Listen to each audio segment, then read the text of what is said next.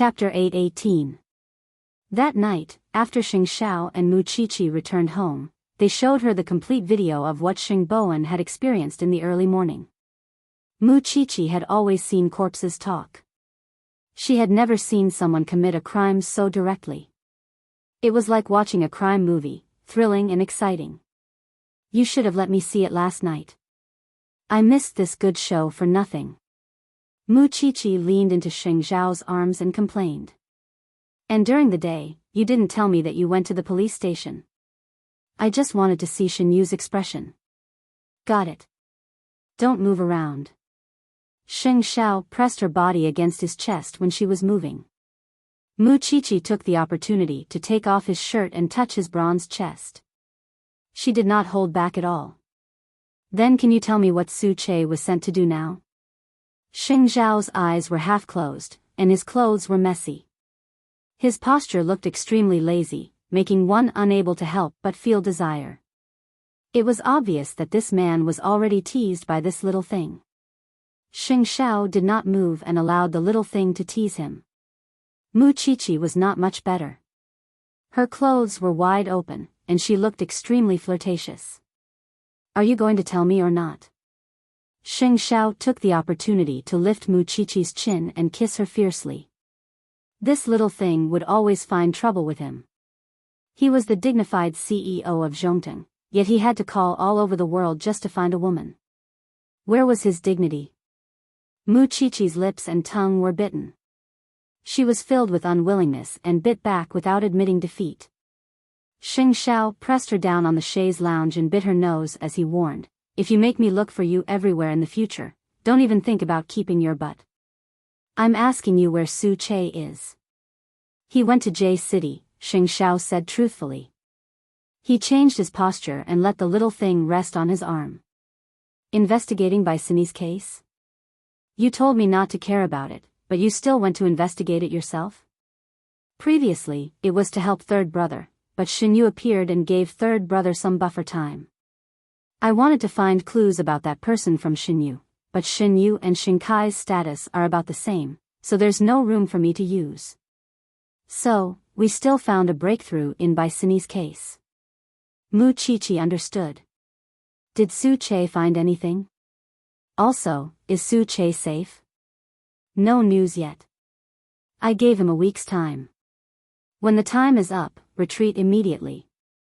Finally knowing Xing Xiao's secret, Mu Qiqi immediately flipped over and rode on him. That's right. Even if I know, I won't do anything. Why do you have to hide it? I'm the person closest to you. What can I know? It's not as simple as you think. Shen Yu won't last 3 days in prison. The lust in Xing Xiao's eyes faded, and there was a hint of warning in them. He thought that he was hiding the final secret and could threaten the other party, but the other party would not give him the chance to speak at all. He only dragged me down with him. The truth will eventually come to light. Mu Qiqi hugged Xing Xiao's neck a little tighter because she heard him say that he was dragged into the water. Don't worry. Even if Shen Yu didn't drag me, I'm still in the water. The Shen family and the Xing family are both in the water. Mu Qiqi nodded and suddenly let go of her hands. Xing Xiao thought that she was tired and wanted to let her take a shower, but unexpectedly, she took a few steps back and suddenly lowered her head to unbutton Xing Xiao's pants. Xing Xiao felt his mind buzz and suddenly explode. He had told her before that there was no need to do this. He did not need her to do this. However, Mu Qiqi was not affected by him at all. She looked up and saw the man's face flushed. It was a scene she had never seen before, and she suddenly smiled. Your entire body is mine. Why can't I touch any part of you? I want to dote on you too. Where did you learn that? Xing Xiao gritted his teeth. He could not stand such an exciting scene. He just wanted to grab her onto the bed and teach her a lesson for the entire night. Of course, I'll learn it on my own when facing the person I love. Mu Qiqi was afraid that he would resist, so she became even more emotional. In fact, she had already convinced Xing Xiao. Which man could reject the woman he loved and risk her life for him? That kind of pride instantly filled his chest, and no one would be able to refuse it. Muchichi never felt that there was anything to avoid. She also had things she wanted to do for her man. Seeing the man lose control, she was also proud, as if she had unlocked something amazing. It turned out that this man was not always so domineering in bed. It's blistered. After it was done, Muchichi sat on the bed and moved her cheeks. Xing Xiao directly hooked his arms around her neck and kissed her deeply. Little one, you're killing me. After saying that, Xing Xiao carried Muchichi and got up. He threw her onto the bed and pressed his long body on top of her. Don't even think about getting out of bed tonight. She did not intend to get out of bed anyway. This man. Of course, what happened next was naturally a charming night of endless spring. The next morning, Feng Shanshan called early in the morning and asked Muchichi, "Where did you go last night? Your big CEO has already called Tang Yan's phone." "I went back to my parents' house." Muchichi propped herself up from the bed and answered. "You're really capable, but don't be too pretentious, screw you. I know what I'm doing." Muchichi scratched her hair and said, "Take good care of my godson. I'll come over to see you tonight." "Okay, I'll wait for you." Feng Shanshan was concerned. Muchichi got up, but the soreness in her legs reminded her how crazy the man last night was. Most importantly, he was still missing early in the morning. Muchichi went to the bathroom sadly and saw the marks all over her body. The weather was getting hotter. If she continued to be so crazy, she might not be able to hide it in the future. However, it was rare to see that man lose control. It was worth it. Xing Xiao was still downstairs, listening to Mama Xing's nagging. "You're a man. Don't make Xiao Qi angry anymore. This place is only a few steps away from the Shen family. Let's see what you'll say when old Master Shen comes looking for you in the future." Xing Xiao did not say anything. He read the newspaper and looked as calm as usual. "Mommy, don't blame him. I was the one who lost my temper." Muchichi came down from upstairs and sat beside Xing Xiao. I should have told you before I went out. I made you and Dad worry." "I don't care. Eighth brother, if Xiao Qi gets angry again in the future, you'll have to move out." Xing Xiao turned to look at Muchichi. His meaning was self-evident. "You're the Xing family's biological child now." Muchichi could not help but giggle. On the other side, Xing Kai and Xing Bin had already arrived at the entrance of the police station. "Lord Jin said that you're his godson, so you should visit Shin Yu on his behalf. These cigarettes and American wine are what Shin Yu likes. Lord Jin asked me to prepare some. Bring them in for him." Xing Bin handed the things to Xing Kai. Chapter 8:19. Xing Kai requested to see Shin Yu, but he was not related to him, nor was he Shin Yu's guardian. The police did not allow it at all. Shin Yu has no relatives in this world. I'm the only friend he knows. If you don't let me see him, that's fine. This is a gift I prepared for him. After you check it, bring it to him for me, okay? These are all illegal items. You can't bring them in. The police stopped him. But I'll tell him that you were here. Xing Kai had no choice but to return the way he came. Xing Bin saw that he did not give him anything, so he asked, "What's going on?" Those who aren't relatives don't have the right to see them. Moreover, the police station doesn't pass on these, saying it's against the rules. Xing Bin frowned and did not say anything. After a while, he said to Xing Kai, "Then let's go back. We've done our best." Shin Yu learned from the police that Xing Kai had been there. He squatted on the ground and sneered. This person could not do anything right, but he was good at spoiling things. He must have been used by Jin Bo again. However, he could not be the lethal blade that Jin Bo wanted. Thinking of this, Shin Yu laughed loudly. Useless people were useless no matter what they did. However, before he could be complacent enough, he felt dizzy and his limbs were weak. Not long after, he fell to the ground, his body twitching. Everything was as Xing Shao had expected. Shen Yu could not survive more than 3 days in prison. Shen Yu was dead. Hearing this news, Xing Kai felt a chill rush from the soles of his feet to the top of his head and into his brain. Jin Bo did not let Shen Yu live. The fact that he didn't send the things in should have nothing to do with him, right? Xing Kai's hands couldn't help but tremble. He called Xing Bin. After Xing Bin received the news, he was much calmer than Xing Kai. Shen Yu had betrayed Jin Bo, so his ending would definitely not be good. This was the rule, so there was nothing to say. However, this was a human life. Xing Kai had never felt it so directly. A person had died just like that. Therefore, he couldn't calm down for a long time. When Xing Bin saw this, he patted him on the shoulder. CEO Sheng, don't think too much. We don't even know how Shen Yu died. It has nothing to do with you. I only want power. I don't want to taint human lives. But in this world, where can I find such a good thing?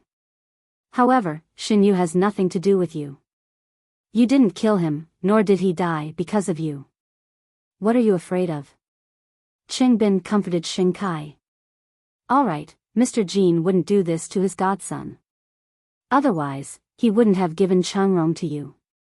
Don't you think so? Xing Kai did not say anything, but no matter how stupid he was, he would not be stupid enough to believe Xing Bin's words. Xing Bin had never been on the same side as him. What Xing Bin wanted was a chance to take revenge. In order to take revenge, he would do anything, even at the cost of his life. President Sheng, you're already a part of the game. Don't even think about escaping. You're Mr. Jin's godson. Don't let him down. Xing Kai couldn't take it anymore and rushed out of Changrong. He had nowhere else to go, so he went to Gu Ziling's grandfather's house.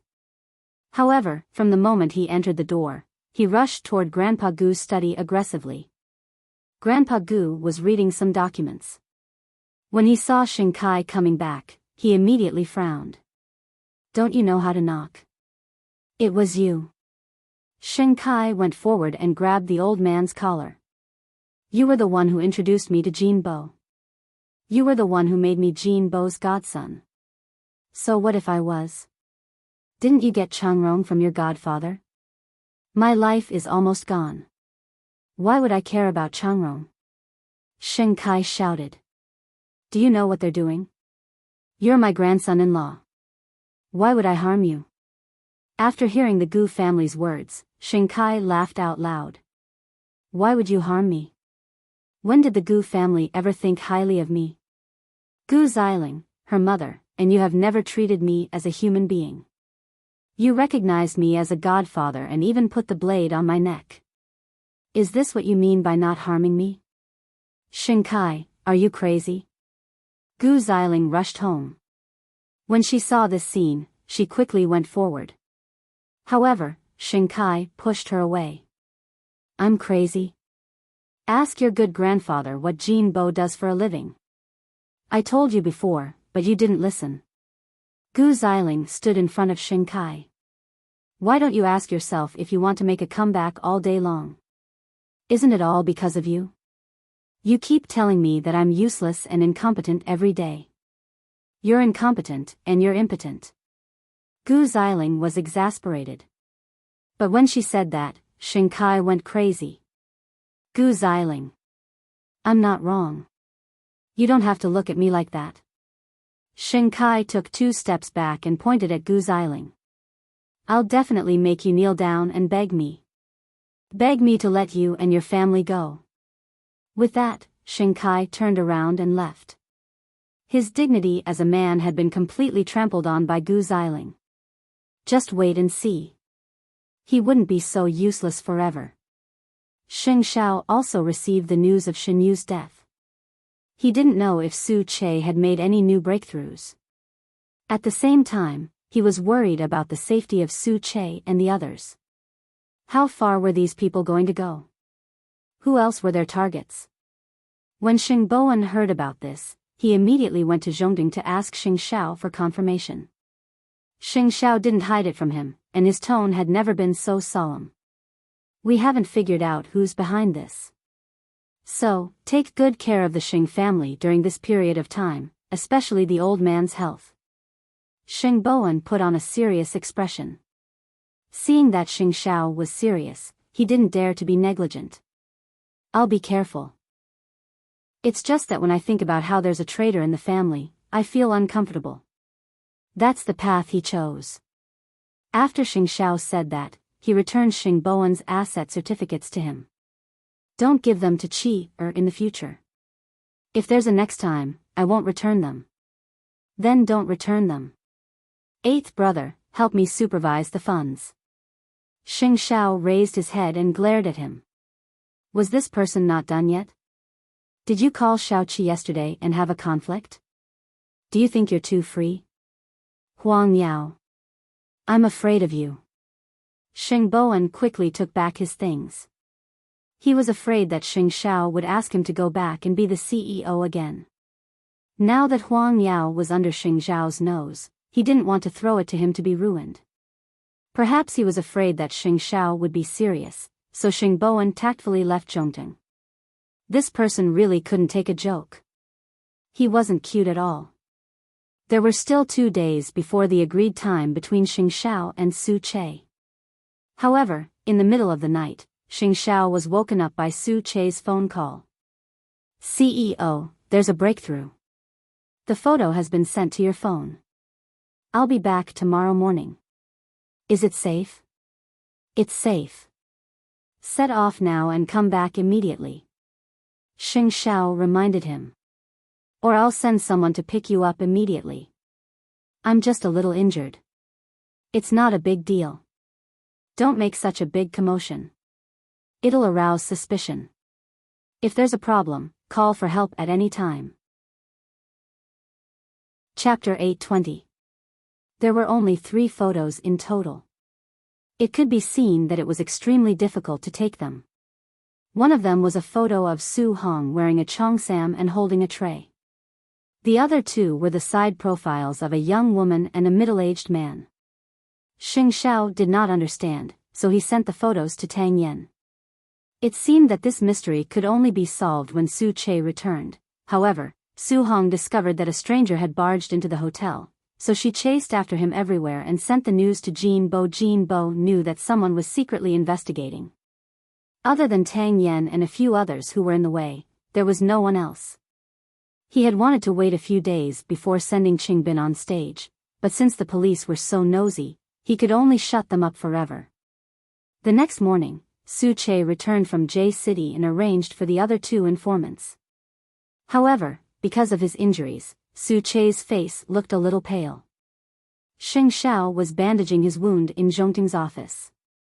He frowned and his expression was stern. What exactly are these photos? A party, a dirty party. I don't know how it was organized, who initiated it, or how the cycle was arranged. These people were all accompanied by young girls. I think the previous cases of Changrong Electronics were all related to this. 2 informants knew how to cook and mixed in with the cooks. That's why they had the chance to get close to the private room on the rooftop. It was too difficult to take photos. These are the only 3 photos they took.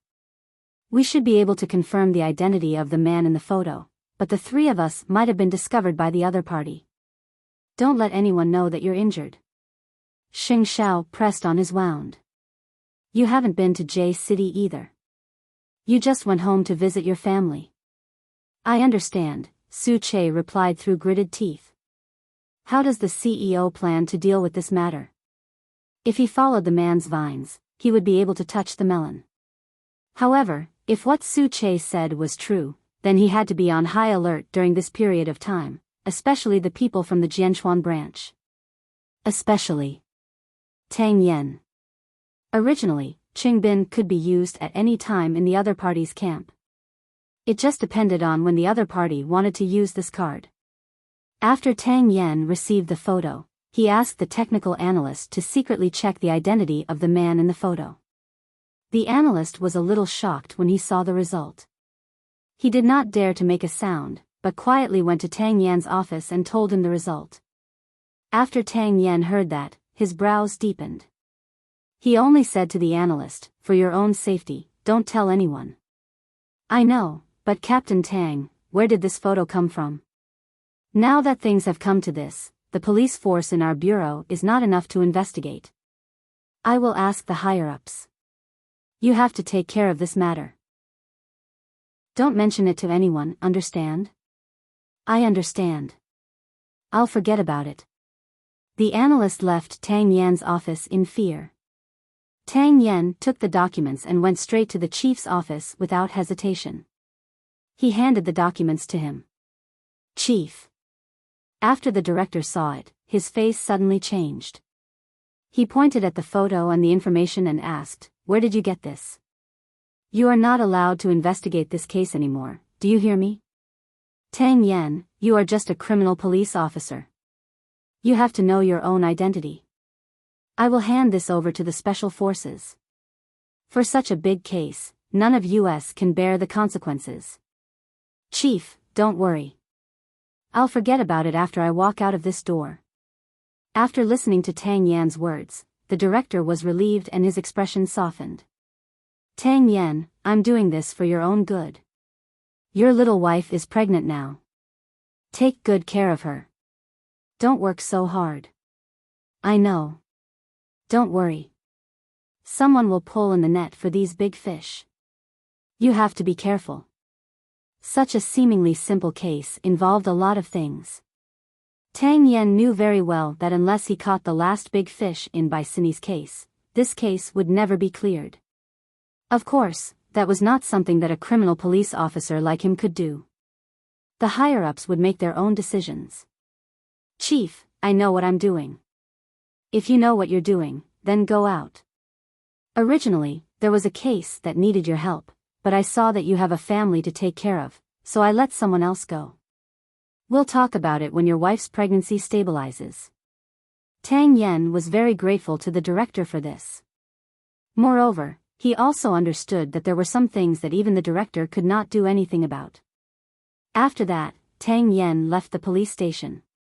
He wanted to drive the black jeep to Zhongteng, but he could not be so ostentatious. Hence, he arranged a time to meet Xing Xiao on the phone. In the evening, Xing Xiao got off work early and brought Su Che to Tang Yan's courtyard. The two men looked at each other and were equally calm. Tang Yan brewed tea for Xing Xiao. "Sit." Then, he handed a copy of the information to Xing Xiao. "After you read it, burn it. Looks like it really has something to do with the change in office in a few years." After Xing Xiao found out the identity of that person, he took the lighter from Tang Yan's hand and destroyed the information in front of him. "From today onwards, forget about this matter." Tang Yan's tone was heavy, and his sharp face was filled with sharpness. "Whether it's me or you. I'm just a businessman. I only know how to do business. Since there are still a few years, the other party won't touch me for the time being. But you're different, whether it was Qing Bin or his identity as a criminal police officer, to the other party, he had a reason to get rid of him. But what should I do? I'm just a criminal police officer." Tang Yan's response was almost sarcastic. "Before I got married, I was all alone. I would play with Qing Bin to the end, but as you can see, I have a wife and child now. I don't want her to live in fear, and I don't want her to get involved in danger. My soul belongs to the country. My body is not my own, but my heart can only belong to her. Retreat to the second line. The police academy suits you," Xing Xiao suggested. Tang Yan shook his head and refused to hide. "I won't retreat. The more I hide, the more confident he will be. Maybe we can set up a trap." When Tang Yan heard these words, his hands could not help but tremble. Xing Bowen had fought a beautiful battle before, which gave him confidence and motivation. However, Qing Bin was not Xin Yu. Qing Bin was experienced and good at disguising himself. He was not easy to deal with. However, Xing Zhao's suggestion made Tang Yan extremely tempted. Wait for the right time. What will come soon. The two men looked at each other. They had already reached a tacit understanding. Mu Qiqi arrived home at 1:00. When she saw that Su Che was still in Xing Zhao's study, she greeted him in surprise. Su Che, you're back. Su Che was stunned for a moment. He was not used to Mu Qiqi's enthusiasm. I came back in the morning. Chapter 8:21.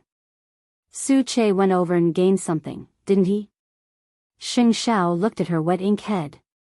She didn't know how to dry it, so he put down the document, held her hand, and returned to the bedroom. Sit down.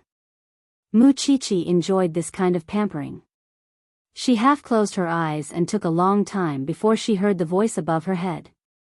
It's the Shin family's opponent who's stirring up trouble behind our backs. That's why they see us as a thorn in their side. From tonight onwards, you have to forget about Bai Sini's case because it's not a big fish that we can catch. Since there's still time, the other party won't act rashly for the time being. It's just that Tang Yen will be in more danger.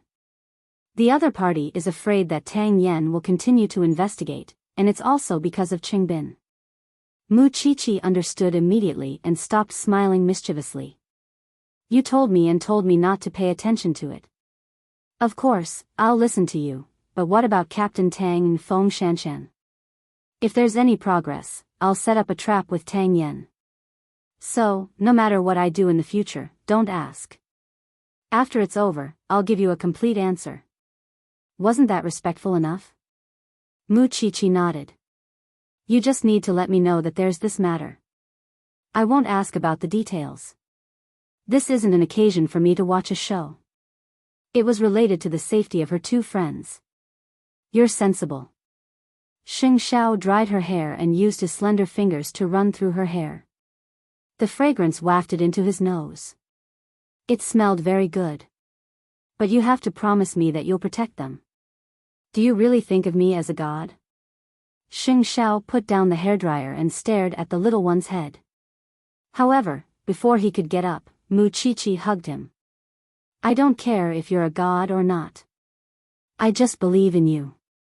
I still have to go to the Shin family later. Go to bed early. Got it. Mu Qiqi nodded to reassure him.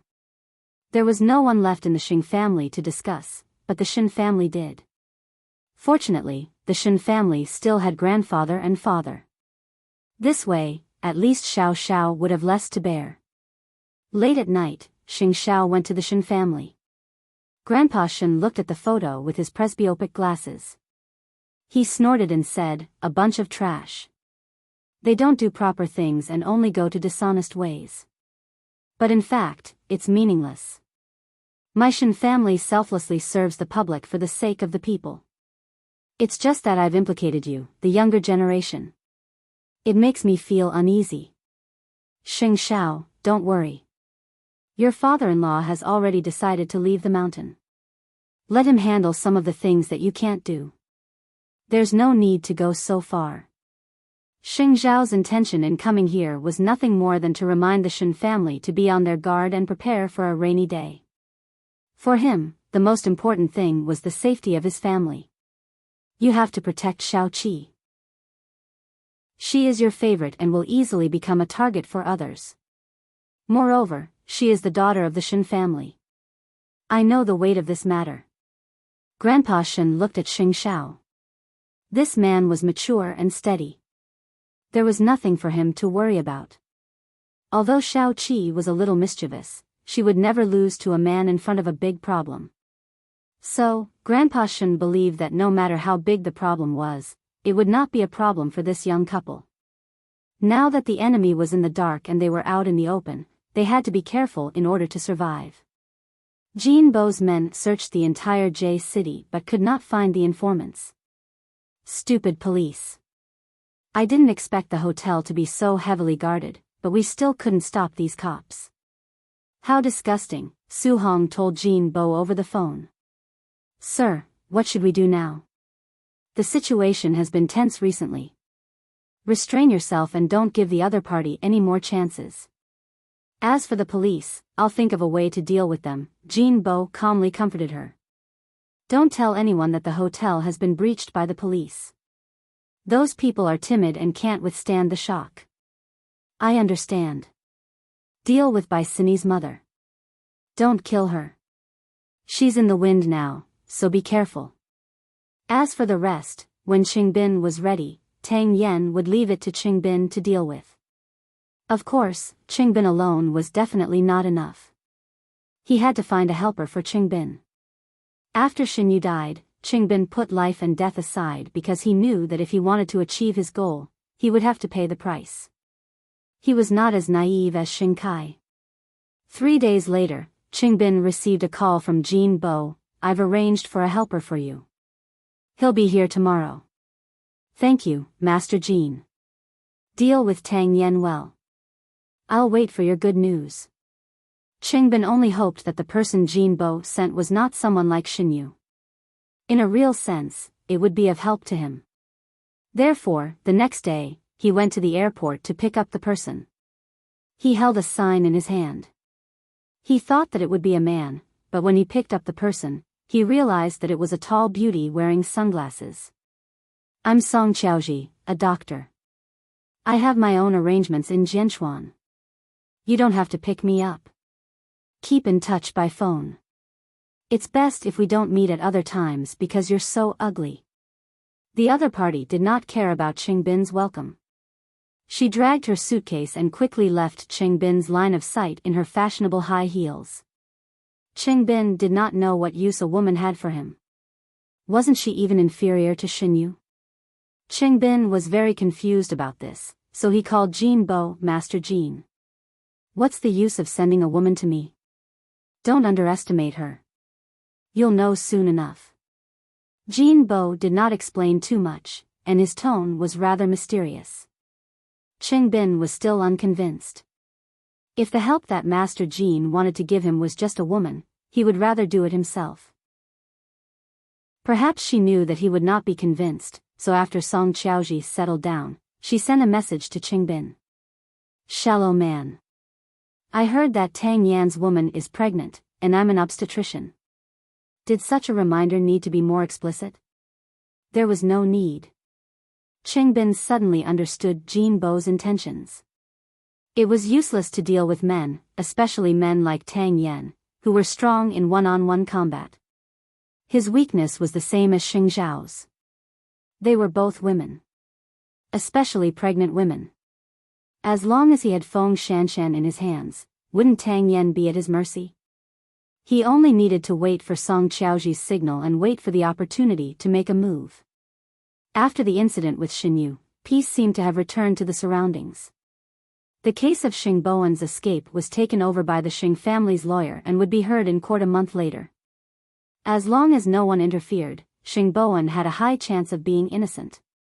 On the other side, they had originally agreed that this was a gift for Xingkai, but now that Xingkai and Jin Bo had fallen out like this and Jin Bo had lost Xinyu, of course, he could not sacrifice more for Xingkai. Xingkai knew his current situation.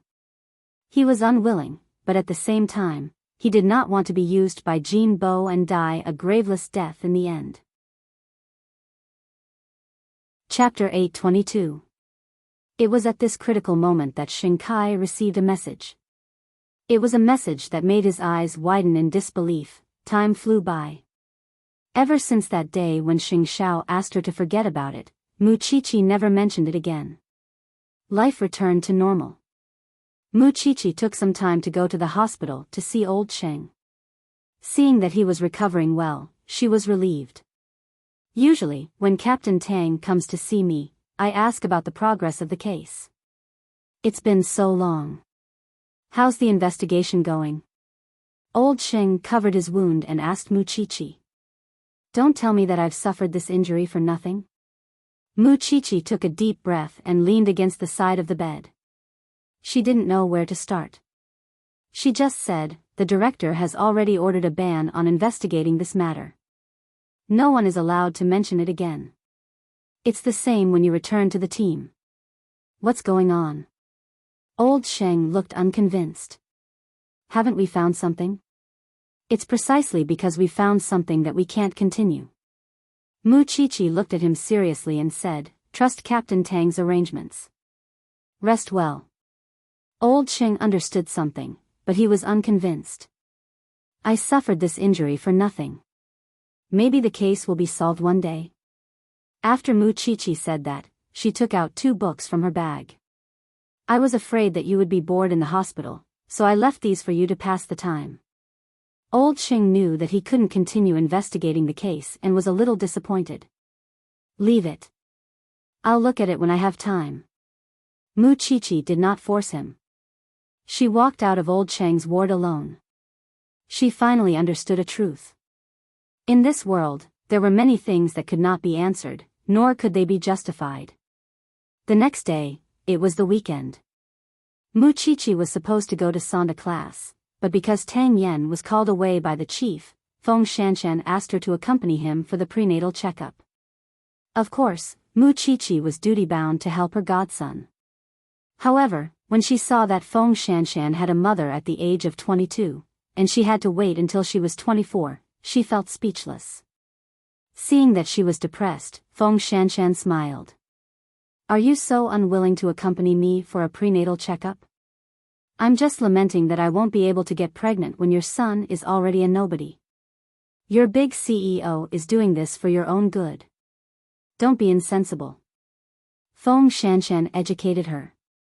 "It was an accident. I had no choice. Otherwise, do you think I wanted to get pregnant at this time?" Although Tang Yen usually did not talk about Xingbin in front of Feng Shanshan, there were several nights when she could feel Tang Yen calling and getting up behind her back. Sometimes, he would even stay up late. She was indeed drowsy, but she was not unconscious. "You're a national treasure now. You're precious." Mu Qiqi reached out and stroked her belly. She could feel the miracle of life. The 2 of them chatted as they arrived at the entrance of the ultrasound room. Soon, Feng Shanshan was done with the examination and took the report to the doctor's office. Feng Shanshan sat down and found that the other party was unfamiliar. Seeing the wary look in Feng Shanshan's eyes, she explained with a smile, "I'm the director of obstetrics and gynecology who has just been appointed. My surname is Song. The previous Dr. Li, she resigned." Song Xiaoji explained, "If you feel worried about me, I'll arrange someone else for you." "Don't. Dr. Song saved a mother and child who had a difficult birth yesterday. His medical skills are very good." The doctor's assistant whispered to her, "This is the military doctor from the army. Miss Feng, you mustn't miss him." Feng Shanshan gradually relaxed and nodded. "Thank you, Dr. Song. Look at the report. There's no big problem. He's a little anemic. Come over more frequently." Song Xiaoji pinched Feng Shanshan's arm and said, "Can you also eat some nuts on a daily basis?" "Okay. If there's anything, you can call me. Save my number." Mu Qiqi carefully sized up the fashionable blonde female doctor. She could tell that she was very confident in her medical skills. Moreover, her attitude was gentle. She was probably very popular in the hospital. Why isn't Dr. Song a military doctor anymore? Mu Qiqi sat at the side, a little gossipy. Song Xiaoji smiled and winked at her. "I traveled the world for love, but unfortunately, I still broke up with that scumbag in the end. I couldn't return to the army, so I went to serve in an ordinary hospital. Actually, there's no difference. Dr. Song is so humorous. If you have gynecological problems, or if you don't get along with a guy, you can also come to me," Song Xiaoji whispered to Mu Qiqi. Her personality was very much to Mu Qiqi's liking. She was generous and direct, and she didn't beat around the bush. However, this was a critical period, and Song Xiaoji had suddenly taken up the post. This made Mu Qiqi a little wary. "Then I'll thank you in advance, Dr. Song. Shanshan, the prenatal checkup is over. Let's go." Feng Shanshan took the report and stood up with her help. However, just as she reached the door, Tang Yen chased after her and took Feng Shanshan from Mu Qiqi's hands. "I'm late. It's already done." Actually, you didn't have to come. Feng Shanshan didn't blame him. If possible, I want to be by your side as much as possible. Mu Qiqi walked behind the two of them and felt like she had been fed a mouthful of dog food. Who wanted to see you two get tired of each other? However, right behind the three of them, a fiery gaze landed on them. They were really happy now, but in the future, it would be really tragic. After Qingbin knew that Feng Shanshan had gone to Song Qiaoji's place for a prenatal checkup, he urged her to find an opportunity to make a move. Song Qiaoji crossed her arms. She didn't want to talk to this man at all. He had just put the bait in, and he couldn't wait to reel it in. No one else was that stupid, especially Mu Qiqi. Song Qiaoji could feel that this girl was young, in her early 20s, but her eyes were very sharp. From the initial enthusiasm to the sudden calmness in the end, all of this told Song Qiaoji that this girl was observing her.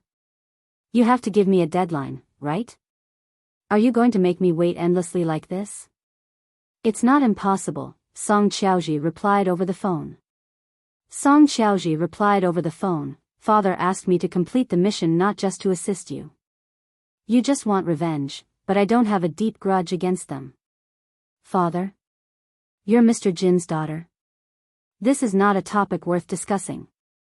Song Qiaoji quickly changed the topic. In short, I'll contact you if there's any news. Before that, you have to stay calm. Otherwise, the plan will fail and all your efforts will be for naught.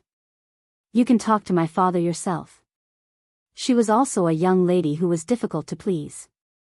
Qingbin snorted. However, a few years had passed. Why would he be afraid of waiting for a few more months?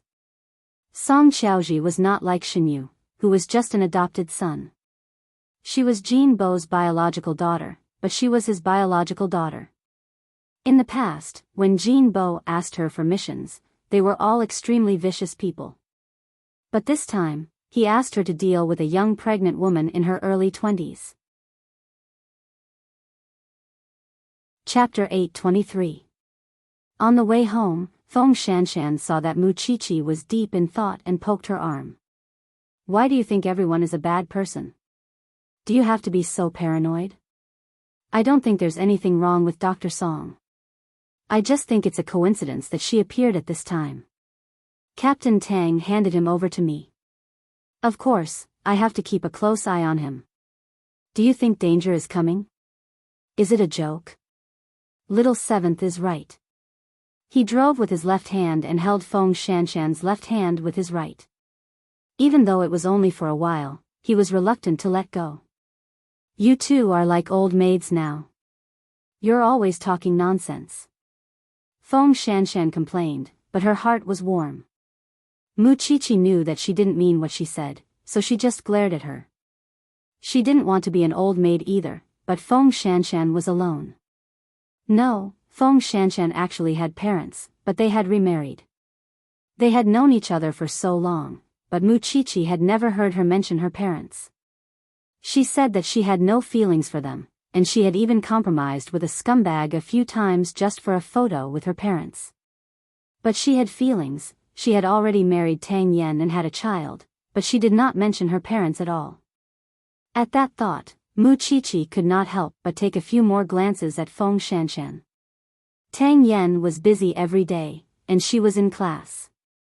Feng Shanshan was alone at home most of the time. Loneliness was a small matter, but he was afraid that she would encounter something suddenly and not even have someone to ask for help. Mu Qiqi wanted to mention it, but she felt that it was not appropriate to ask about their family matters. This was something that Tang Yen should worry about.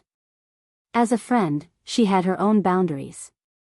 After returning home, Mu Qiqi saw that fifth aunt had cooked nourishing chicken soup, so she asked her if pregnant women could take it. Fifth aunt smiled and explained the effects to her. She immediately packed a bowl for Feng Shanshan. Then, fifth aunt sent the chicken soup to Tang Yan's house. Feng Shanshan was very emotional when she saw it.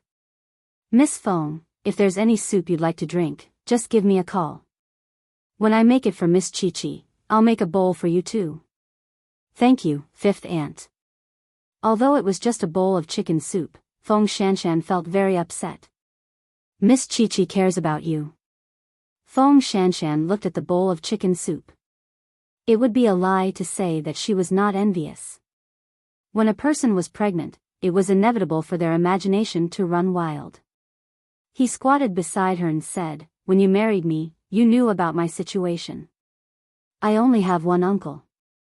My family is small, and I don't seem to have any elders who can take care of you.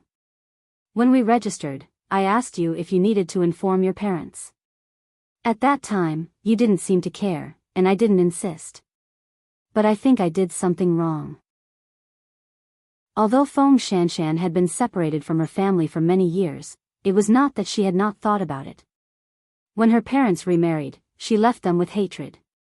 She never thought that she would meet her parents again. However, now that she was about to become a mother, she also hoped that there would be someone around her who would care about her and care for her. This was something that Tang Yen and Mu Chi-Chi could not make up for. "If you want, I can accompany you back to find them. Aren't you busy with work? Is there no case in the station? The chief has recently assigned all the important cases to me because he knows about my situation. There was only one person at home. If anything happened to Feng Shanshan and the child, then Tang Yen would be destroyed.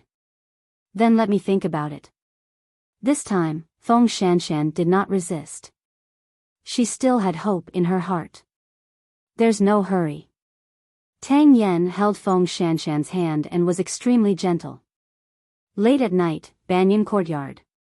Ever since Huang Yao merged with Zhongteng, Xing Xiao returned home a little later. In the past, he could enter the house at 7:00 on time. Now, at 8:30, he was nowhere to be seen. After Mu Chi-Chi washed up, she sat in the study and looked at the 100 little things after pregnancy. Before Feng Shanshan went to bed, she called her. "Today, Tang Yen suggested that we go find my parents. I'm afraid they'll be disappointed." Mu Chi-Chi understood her. When she was young and impetuous. She ran out and did not interact with her parents. Now that she ran back rashly, she would only disturb other people's families. "Your eyes are too sharp. I can't make this decision. Although my eyes and heart are filled with that stinky man, I can't leave my family. I feel that family can bring me joy and make me feel that living in this world is very warm and stable. You and Tang Yen are too lonely. Even if the child is born, it's only a family of 3. It's too weak. Of course, if you try in the end and find that your parents are heartless people, you can give up. I don't mind letting my father take in a goddaughter." Feng Shanshan's heart warmed when she heard this. "I understand. If you understand, then go to bed early. Don't tire my godson out." Feng Shanshan felt at ease and put down her phone. Seeing that Tang Yen was lying on the big bed, she whispered in his ear, "When you have time, accompany me to find my parents." Tang Yen was surprised for 2 seconds before he calmed down and nodded. "Okay." Sometimes, he was very jealous of Mu Chi-Chi's position in Feng Shanshan's heart. Even as her husband, he could not compare to her. Only Feng Shanshan knew that it was different. Half an hour later, Xing Xiao pushed open the door of the study. When he saw the little thing crossing her legs leisurely, he frowned. "You're not like a woman at all. Tisk tsk, you're lecturing me as soon as you come back." Mu Chi-Chi put down the book in her hand and moved a seat for her man. "Now, you only come home at 8:30 every day. CEO Sheng, all the ants in the world have been trampled to death by you." Xing Xiao sat down beside Mu Chi-Chi and leaned over her. "If you don't beat me for 3 days, you'll tear the tiles off the roof. That's what I'm talking about." Mu Chi-Chi's eyes sparkled non-stop. Her arm around the man's neck was also very strong.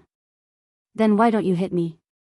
Xing Xiao tilted his head and saw that Mu Chi-Chi was looking at those strange things again. He hooked her chin and asked, "Haven't you given up yet?" "What?"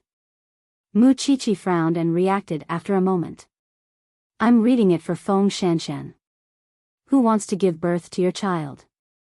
Are you so resistant? I can't even read. After saying that, Mu Chichi pushed Xing Xiao away and went back to the bedroom angrily. This thing's temper was getting worse. Now, Jianchuan seemed calm on the surface, but there were undercurrents surging in the dark. At least, he still wanted this thing to live comfortably for the next few years. It was not that Mu Chichi did not understand Xing Xiao's thoughts. It was just that he was too paranoid. It was just reading a book. Why did he have such a big reaction? A moment later, Xing Xiao returned to the room. Seeing that the little thing's back was facing him, he did not go up to coax her. He waited until she was done washing up and lying on the bed before turning her over. You know that I dote on you and spoil you, but now you're getting more and more lawless. Chapter 8:24. Mama Bai is dead. Xing Xiao supported his arm and told Mu Chichi. When Mu Chichi heard this, she suddenly became serious. When did this happen? How did she die? She knew that the Mama Bai that Xing Xiao was talking about was Bai Sini's mother, although she deserved it. The body found in the morning was said to have died of illness, but it should have been revenge. That's good. Bai Sini's grievances are finally lessened. Mu Chichi was a little flustered. We agreed not to talk about this anymore, but are you still investigating? Su Che's informant just happened to get the news. With that, Xing Xiao changed into a comfortable position and hugged Mu Chichi in his arms. If you don't want me to worry, then be obedient. Everyone knows that you're my favorite. Everyone also knows that you're the daughter of the Shen family. Mu Chichi remained silent. In order to seize power, that group of people can die without a burial ground. But if you're injured, who will compensate me for a small thing? I have to be careful to protect my own things. Otherwise, who can be like me? Care about you as much as I do. Mu Chichi understood the second half of his sentence, and her eyes suddenly turned red. Did you drink? Because her Xing Xiao rarely said such things to her directly, it made her heart ache. No matter how strong he appeared on the surface, he would still be afraid. Then hide me at home. I'm not going anywhere. Mu Chichi might not have thought that such a sentence would come true one day. Xing Xiao turned over and pressed Mu Chichi under his body. His lips also covered hers, carrying a trace of the fragrance and sweetness of red wine. He had indeed drunk. Mu Chichi did not want to push him away. She closed her eyes and enjoyed the entanglement of their lips and teeth. Gradually, her heart was moved and her desire was aroused. Fifth Aunt knew a lot about diet, so Mu Chichi's body was nurtured very well. Xing Xiao gradually realized that this thing's skin was fair and elastic. It felt very good to the touch. And the parts that should be firm did not disappoint him. He squeezed hard, but he could not fully grasp them. He continued downward. Her waist was slender and did not have a trace of fat. That was also thanks to the effect of Sonda and the outline of the waistline. The flaming palm kept burning Mu Chichi's mind. For some reason, Mu Chichi felt as if she had been bewitched. The two of them had been playing the flute almost every single day, but there had never been a time like tonight, when they were so mesmerized that they couldn't extricate themselves from it. Xiao Xiao, Xing Xiao gently pushed away the obstruction, and the two of them joined together. Mu Chichi sighed in satisfaction. Soon, she lost control of the man's crazy rhythm. After the tide fell, Mu Chichi lay on Xing Xiao's body and panted. She could not calm down for a long time. That was because this man would always spoil her and let her have her way when they were together. He always made her feel comfortable and looked down on her age. But today was different. She felt that he treated her as a real woman, without any age boundaries. You've grown up, Xing Xiao suddenly said after a while. Mu Chichi reacted for a moment and looked down at her chest. Her face turned even redder. Is that a pun? Xing Xiao chuckled and got up to carry her into the bathroom. But no matter how old you get, you're still that 17-year-old little thing in my heart. I'll be a mature woman sooner or later. Mu Chichi puffed out her chest. Your mind has yet to be tested, but your figure has to be tested first. Xing Shao felt that he should double Fifth Ant's salary. His earlier decision was also very correct. This little thing's face was rosy every day. It was obvious that she had been nourished well. Muchichi sat on the sink and did not say anything. After a while, she suddenly hugged Xing Zhao's neck. I'll be safe and stay by your side until you're 80 years old. Didn't you say that? I was the one who dragged you into hell. No matter where I am, I can't leave you alone. Xing Shao hugged her and felt a little more at ease. The world was big and he had a lot, but the only thing he really cared about was this little thing in his arms. Whoever moved would take his life. The next day, Tang Yan packed some clothes and applied for leave from the station. He prepared to bring Feng Shanshan to look for her parents. Feng Shanshan was very nervous, but Muchichi was right. No matter what, she was still the same as now, with Tang Yan's family of 3. However, it had been too long since they last contacted each other. Feng Shanshan did not know how the two of them were doing. She only had the address when they parted. Tang Yan drove and brought Feng Shanshan to the dilapidated neighborhood. However, the Feng family had already been sold, and the new family gave Feng Shanshan a new phone number. It was Papa Feng's. Feng Shanshan held it in her hand and felt that it was a little hot. Seeing that she was not moving, Tang Yan took the note from her hand. I'll make the call. I'll make the call myself. Feng Shanshan snatched it and accepted her fate as she pressed a series of numbers. The phone beeped a few times before it was finally connected. A familiar voice was heard. Hello? I'm Feng Shanshan said to the other party, her body tense. The other party was silent for a while, as if he did not know what to say. After a long time, he said to Feng Shanshan, let's meet. I'll send a car to pick you up. Tell me the address. My husband and I will come over ourselves. Feng Shanshan rejected the other party's suggestion. All right. With that, the other party gave her the address. Feng Shanshan entered Tang Yan's phone and asked him to follow the navigation.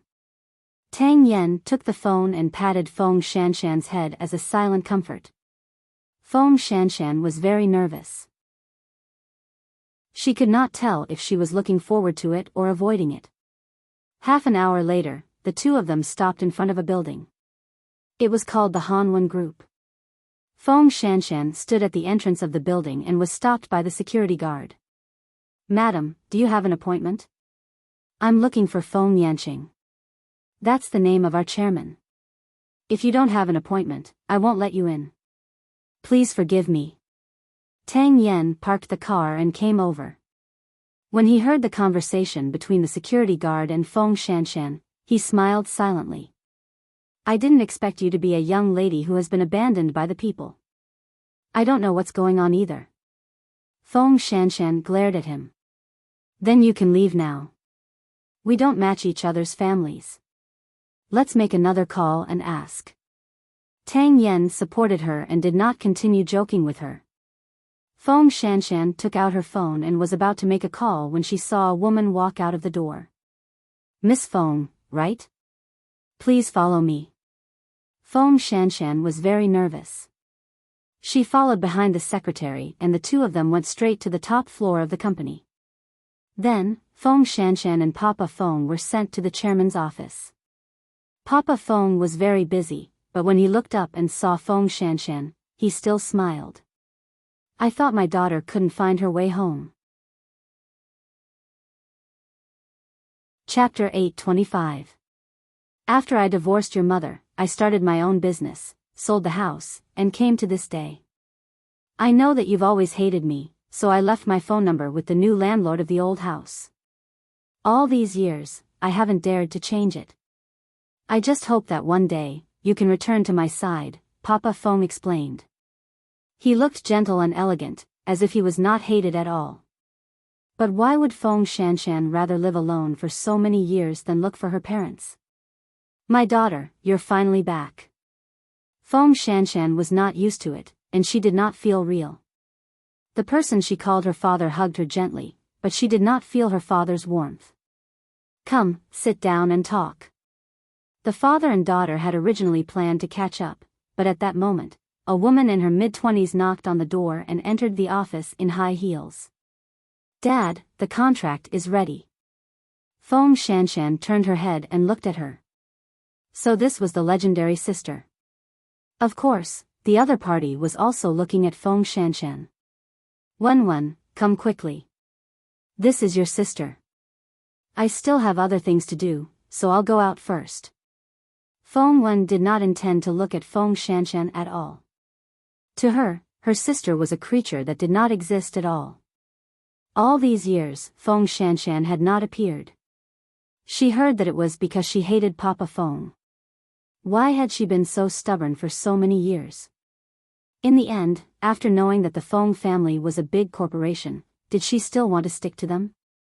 When Feng Shanshan heard the word sister, her expression changed.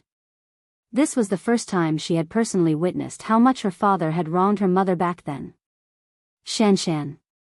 Seeing the awkward scene, Papa Feng quickly held Feng Shanshan's hand and said, "It's not what you think.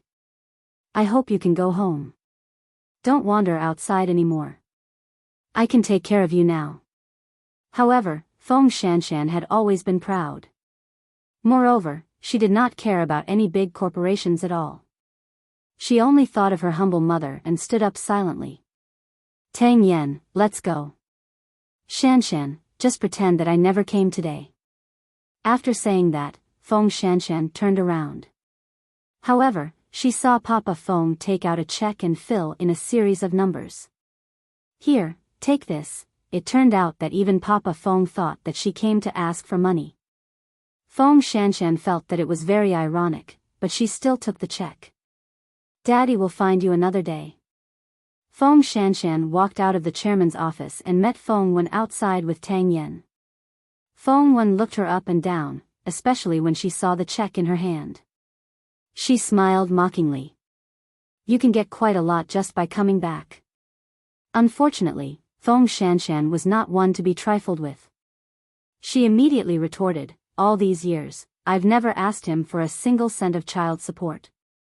I think your pocket money all these years should be more than that. Next time, I'll definitely get it back with interest. Profiteer. What can you do to me? I'm also your biological daughter, and I'm legal. Then, she grabbed Tang Yan's hand and entered the elevator. In the elevator, Tang Yan put his arm around Feng Shanshan to prevent her from catching a cold. He knew that her heart would inevitably turn cold after seeing such a scene. Looks like you won't be able to be a rich son-in-law. Feng Shanshan smiled at him. I even took that man's money. You're not that kind of person. You're just angry. Tang Yan knew her. Although she was not a kind person, she did not love money to this extent. If I had known it would be so frustrating, I wouldn't have come. Feng Shanshan put the check away and put it in her purse. Find out where there's a need for donations and do some good for him. Are you still going to look for your mother? Feng Shanshan shook her head. No, I think the three of us are quite good now. What if we poke another hornet's nest and disturb someone else's peace? Wouldn't I deserve to die? You don't even want to be a rich young lady. Are you stupid? With you, I won't be a rich young lady. I'll just be a police sister-in-law. Feng Shanshan followed him into the car. I just hope that I won't get into any endless trouble because of this. I'm not afraid of your little trouble. Tang Yan smiled as he opened the car door and brought Feng Shanshan home. Don't be disappointed. I'm not disappointed. Feng Shanshan forced a smile. Then, she took out her phone and gave Muchichi a call. She told Muchichi about the situation. After Muchichi heard it, she was silent for a while. Finally, she sighed. After all, aren't you also a high-class person? The kind that you look down on yourself. I'm not. Tisk, I'll go back to my dad tonight and take you in as his goddaughter. What's so great about a biological father? Perhaps he's not as straightforward as my dad, a godfather. Mu Qiqi took this seriously. I really don't care about the Hanwhan group anymore. I'm not joking. Do you dislike me or something?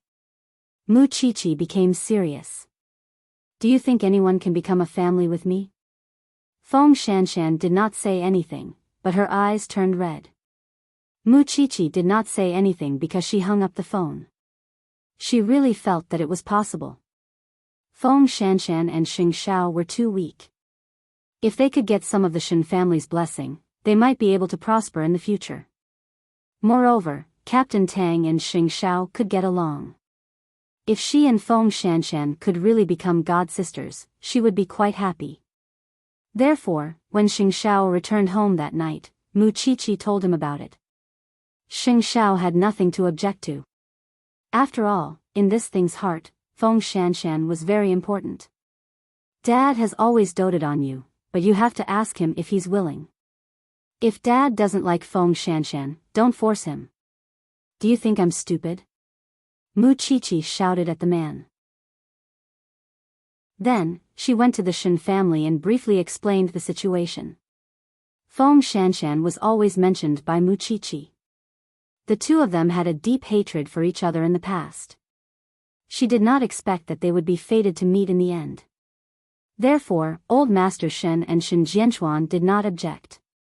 The two of them even admired Tang Yen very much. It would be good if they really had such a son-in-law. When you have time, invite the two of them over for dinner. Let them come to the Shen family more often, Old Master Shen suggested. Okay, thank you, Grandpa. Mu Qiqi made an okay gesture at the old man. Things went smoothly and Mu Qiqi felt very happy. Sometimes, a person's feelings could not be completely based on blood. She also deeply believed that as long as she was in any danger, Feng Shanshan would be able to run ahead. Late at night, Mu Qiqi called Feng Shanshan.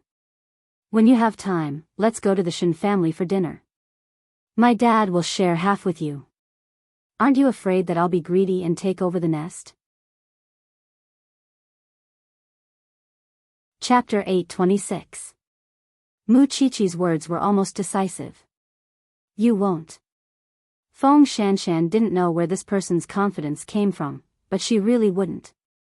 What do you mean, Captain Tang? Feng Shanshan turned to look at Tang Yen and asked, do you think I'm trying to climb up to the Shen family? What you want is the warmth of a family, not those complicated things. So, there's no such thing as climbing up or not. I believe that the Shen family won't think that way of you. The old chief is a noble person, and the Shen family won't be any worse. You're not polite at all. Tang Yen reached out to hug her and placed his chin on her shoulder. If someone helps me love and protect you, of course, I won't stand on ceremony.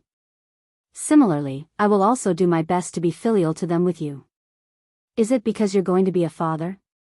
Captain Tang, who was silent and not good with words before, is suddenly so talkative. You've also made a lot of changes for me and our child, Tang Yen said seriously. Then, he kissed Feng Shanshan's forehead. In the past, Feng Shanshan was so free and unrestrained. She could play with men and move as she pleased. She was very free mentally, but after being with him, she was bound by many restrictions, especially now that she was pregnant. She had freedom of movement and was restricted everywhere. She stayed at home obediently every day, and she was even afraid of danger, so she rarely took the initiative to say that she wanted to go out for a walk. Of course, his heart ached for her. Mu Qiqi is really hard to refuse. Then don't refuse. She won't hurt you. Tang Yen firmly believed this. Okay. The two of them hugged each other intimately. Feng Shanshan was satisfied. However, her appearance had disrupted the peace of the Feng family, especially when Papa Feng had given her such a large sum of money. This made the other members of the Feng family feel very upset, especially Papa Feng's current wife. All these years, Papa Feng had thought of looking for Feng Shanshan, but his family had always used all sorts of reasons to stop him. It was fine if he didn't see her in the past. It wasn't a big deal. At most, he wouldn't see her for the rest of his life. However, when Feng Shanshan really stood in front of this group of people, they realized that Feng Shanshan was also one of Papa Feng's heirs. This sense of crisis made the Feng family go crazy. However, that was an existence that could not be erased. What could they do? Or was it to warn her in advance that she would not have a share in the Feng family?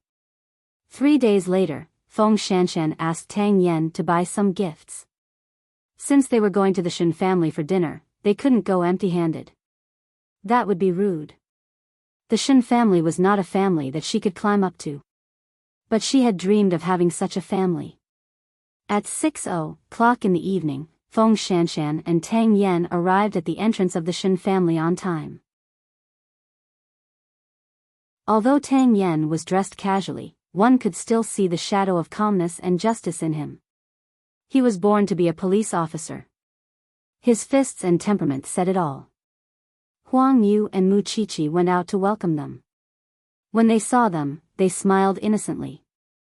"I say, girl, why do you like her so much? She really does look a little like you. People would even believe it if you said you two were sisters." Huang Yu looked at Feng Shanshan and praised her. "Second aunt, you are exaggerating." Mu Qiqi smiled and reached out to help Feng Shanshan up. She introduced, "This is second aunt. She is straightforward and magnanimous. Just call me second aunt like Shao Qi." Huang Yu appeared easygoing. Tang Yen watched the women enter the Shen family's door first. Although they were holding heavy gifts in their hands, they were willing to do so. It was just a small family banquet, so there were only a few members of the Shen family present. Mu Qiqi did not want to make Feng Shanshan nervous, so she arranged for her to stay by her side. "Why did you bring a gift when you came?" Old Master Shen had seen the orchid a long time ago.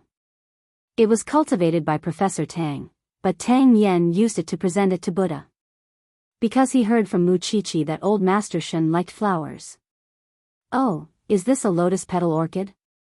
Old Master Shen's eyes widened. This thing was expensive. "It's so expensive. How would I dare to accept it?" Old Master Shen, the value of an orchid lies in its meaning, not in its value. The orchid valley is empty and stands aloof from worldly affairs. It is very suitable for you. Then tell me, how did you get this thing? Old Master Shen was worried that the young man would go astray. Tang Yen smiled faintly and explained, "My uncle likes to cultivate it." "Don't worry, Old Master Shen." Mu Qiqi and Feng Shanshan stood at the side, stunned by the man's words. In the past, he looked like a blockhead. No matter how they looked at him, he looked dull. In the end, it was not that he did not know the ways of the world. "Kid, you're quite famous in the police station. You're on the same side as old Sheng. I like it. Don't stand on ceremony. Just treat it as your own home. Come here often for a meal in the future. But next time, just come empty-handed." It was obvious that Old Master Shen was very happy. Then, Tang Yen sat down beside Feng Shanshan. Feng Shanshan poked his arm. "So the professor knows how to do these things."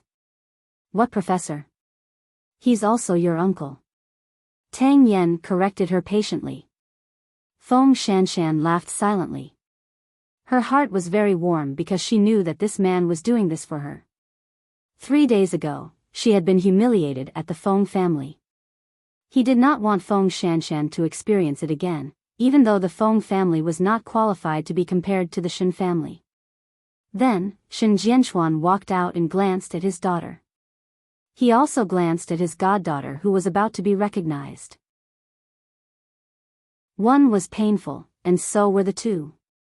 You all know about what happened between Shao Qi and Mu Tangxue. Although they are biological sisters, there are many grudges between them. I selfishly hope that Shao Qi can still have a sister to make up for the regret in her heart.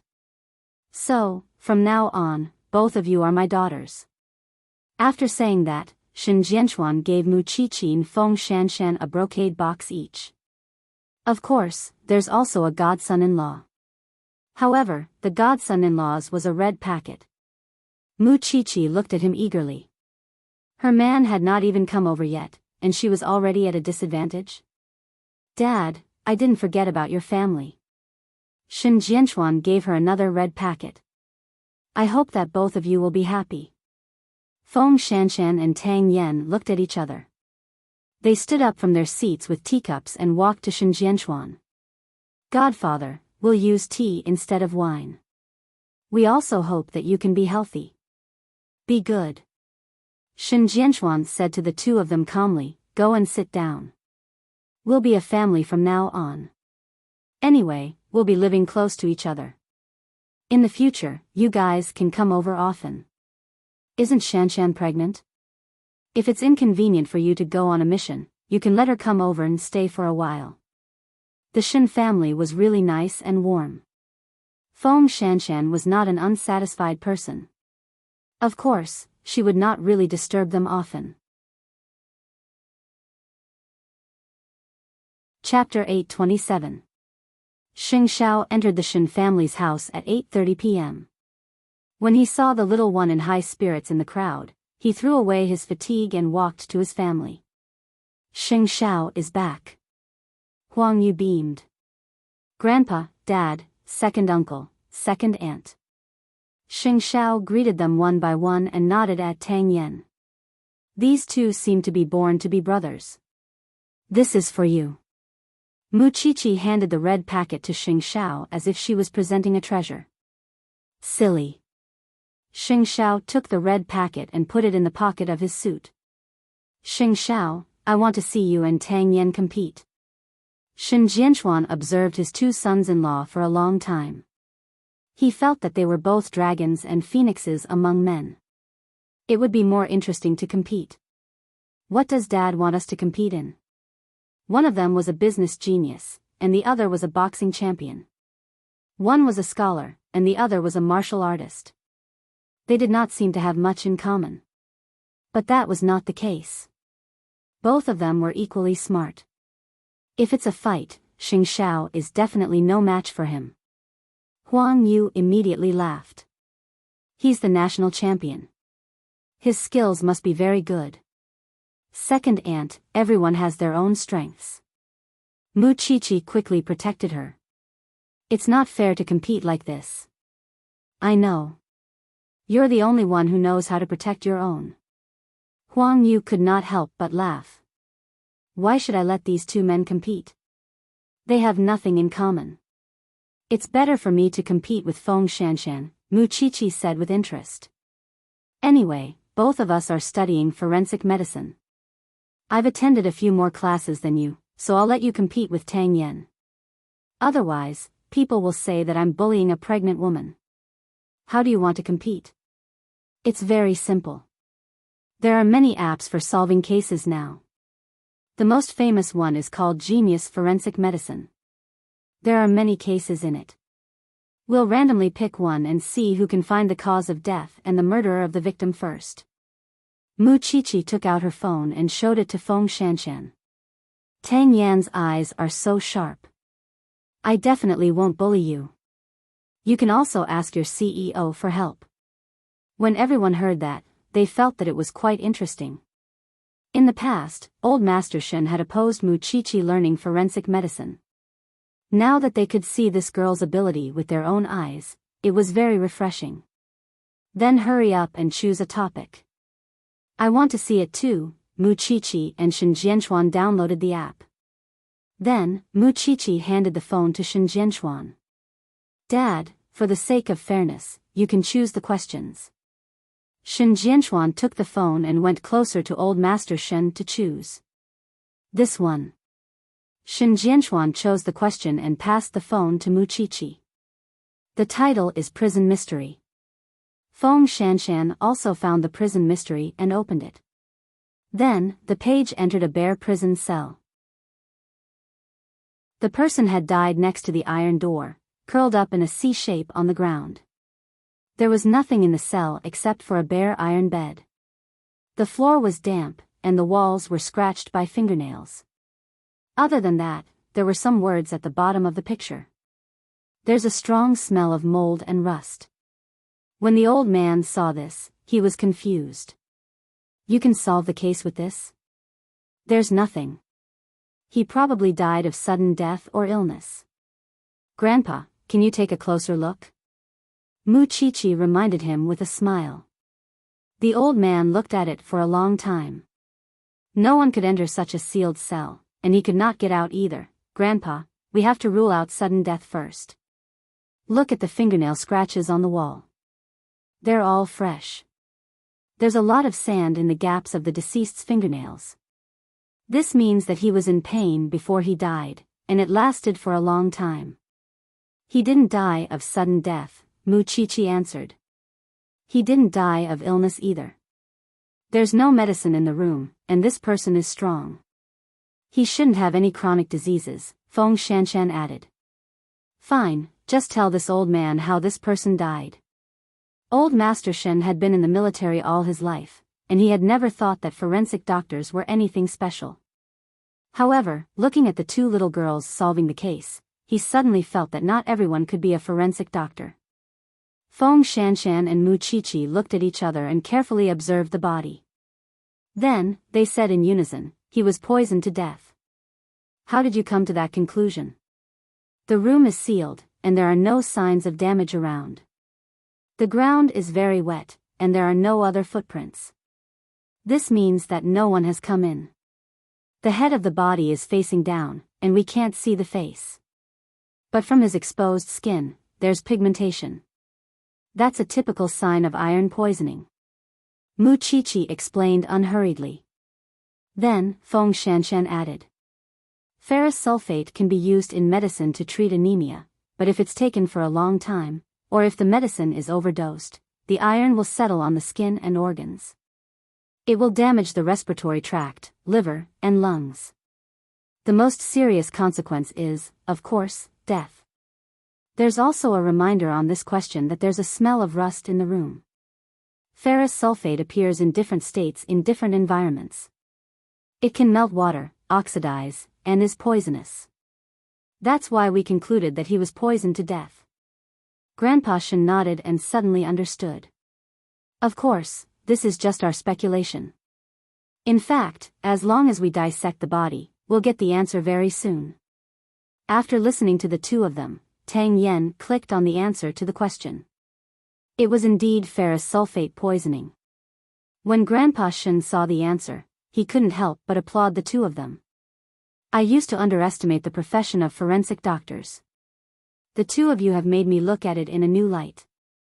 Very interesting. Huang Yu was stunned when she heard that. She immediately felt that the two little girls were very impressive. Then it's a draw, the old man said. Both of you are very good. Very good. Tang Yen hugged Feng Shanshan. This woman had let go of it for a long time, but she could still remember it so clearly. It could be seen that she was really suitable and really liked it. However, she had to let go of it to give birth to his child. He felt extremely guilty. Muchichi leaned into Xing Zhao's arms. In fact, this was the first time Xing Zhao looked at this thing directly. The case in front of him really had the posture of a forensic doctor. It was gratifying. Muchichi saw that Xing Zhao did not say a word, so she moved closer to him and smiled. Why? Are you charmed by me? We'll talk when we get back. Xing Zhao hugged her and said. An old man's heart was completely beating for her. Muchichi understood and knew that there was a hidden meaning in his words. I'm happy tonight. I'll play with CEO Sheng. The family was happy. This was a liveliness that Feng Shanshan and Tang Yen had never experienced before. The two of them used to be alone and always felt that they were free. But now that they were in the Shen family, they finally understood what true family happiness meant. They were old and young, and the family was neat and tidy. When your child is born in the future, it will be even livelier. Chapter 828. That night, Feng Shanshan and Papa Feng stayed in the Shen family until late at night. Anyway, it was a 10-minute journey. At 10:00 o'clock in the evening, the two of them went home hand in hand. However, when they arrived at the door, Feng Shanshan saw a black car. Then, the two of them saw Papa Feng get out of the car. Feng Shanshan's smile gradually disappeared, even though she knew that she was the one who disturbed the peace of the Feng family first. Shanshan, what's the matter? Feng Shanshan was not even willing to call him father. She tried her best to ask calmly. Aren't you going to invite me in? Papa Feng stood in the darkness, his expression unreadable. Feng Shanshan turned to look at Tang Yen. Seeing Tang Yen nod, she agreed. Come in. Tang Yen took out the key, and Papa Feng followed behind the two of them. How did you know I lived here? Feng Shanshan asked despite knowing the answer. After settling Papa Feng down, she made him a pot of tea. I got someone to check because I wanted to know about your recent situation. Why aren't you studying anymore? You were doing fine in Enchanting. Feng Shanshan patted her abdomen and answered calmly, because I'm pregnant. Only then was Papa Feng willing to examine Tang Yen. You're a police officer, aren't you? Tang Yen nodded. He did not know what to say because he did not know why Papa Feng was here. I know that your job is very dangerous, so I still want to bring Shanshan home. It's easier to take care of her, Papa Feng said. Otherwise, when you're out on a mission, I won't be at ease if she's alone at home.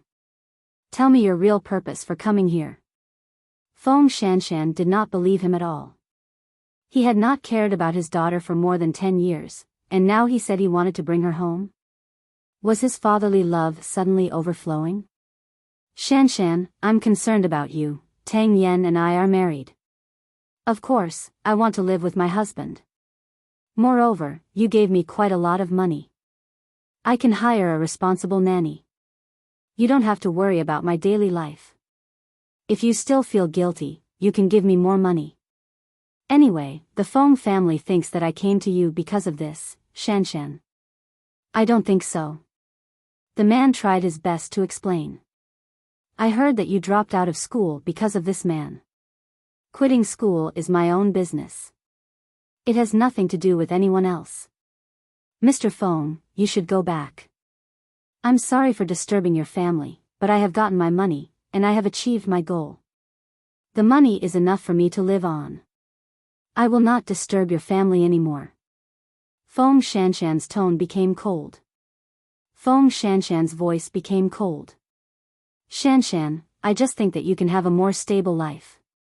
Papa Feng looked very anxious and sincere. However, Feng Shanshan knew very well what his motive was. I like my current life very much. Mr. Feng, please go back, or... Feng Shanshan took out the check from her purse. I'll return it to you now. Just pretend that I never went to the Hanwen group before. Papa Feng did not reach out. He just said helplessly, you'll regret it in the future. I regret it. I regret why I went to find you that day. Papa Feng looked disappointed. In the end, he left their house without drinking a single sip of tea. At that moment, Feng Shanshan poured out the tea in the teapot. Tang Yen knew that she was doing it for him, so he hugged her and comforted her. Don't be so angry. Your father is right. In this world, I'm the only one who can criticize you. No one else can. Moreover, I'm familiar with his tricks. For so many years, he never came looking for me. Suddenly, he came to me to express his concern because the person next to him whispered something to him. Because I'm a threat to their status and inheritance, rather than leaving me outside, he might as well bring me back to deal with me. Also, they know that with you by my side, I won't be easily bullied. So, they must have said a lot of bad things about you in that man's ear. I really regret it. Tang Yen did not know how to comfort her, so he hugged her and kissed her. This trick was very useful to Feng Shanshan. After the kiss, most of her anger dissipated. Even if you're just a poor police officer, I'm willing. That's why you're stupid. After saying that, Tang Yen went to the bathroom in a flash. Feng Shanshan immediately laughed when she saw this. She couldn't stand it now. There were still 7 to 8 months to go. Late at night, Banyan Courtyard. Mu Qiqi took out the red packet that Shen Jianchuan had given Xing Xiao. She wanted to know what was inside. Xing Xiao snatched it away and did not let her see it. Dad gave this to me, I'm just taking a look. Why are you so stingy? Mu Qiqi shifted her gaze away from the red packet. You said that I'm the biological daughter of the Xing family. You also enjoy high treatment in the Shen family. Your wish has been fulfilled. Aren't you happy? Xing Xiao put away the red packet and returned to the bed. After hearing what Feng Shanshan said about the Feng family that day, I don't think the Feng family will let her off so easily. She has acknowledged Dad as her godfather. At least the Feng family will take the Shen family's identity into consideration. Mu Qiqi had this concern. I think her father isn't a good person either. Xing Xiao did not actually say that Feng Shanshan and Shen Jianchuan's problems were still to come. Qing Bin would have a hard time. A week passed, and it was time for the prenatal checkup. Because of Dr. Song's instructions, Feng Shanshan went to the hospital more frequently. Because of this, Feng Shanshan and Song Qiaoji gradually became familiar with each other.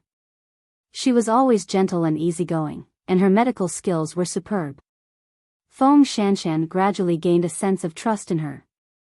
It seems that you're really self-disciplined. All aspects of your indicators are very standard.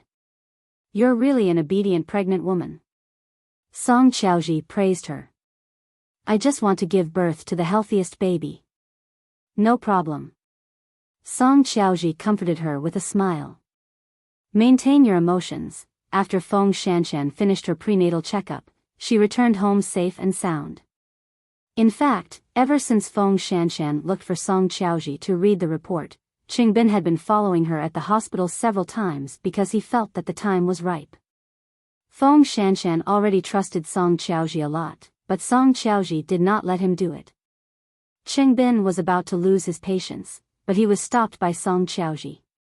Every time Feng Shanshan comes for a prenatal checkup, there will be someone to protect her. Of all times, you've chosen to take advantage of her prenatal checkup. Do you think Tang Yan's brain is just for show? Then when do you say? I know what I'm doing. You just have to wait for my notice. Song Qiaoji warned Qing Bin sternly. Don't act on your own. Otherwise, I'll tell Feng Shanshan immediately.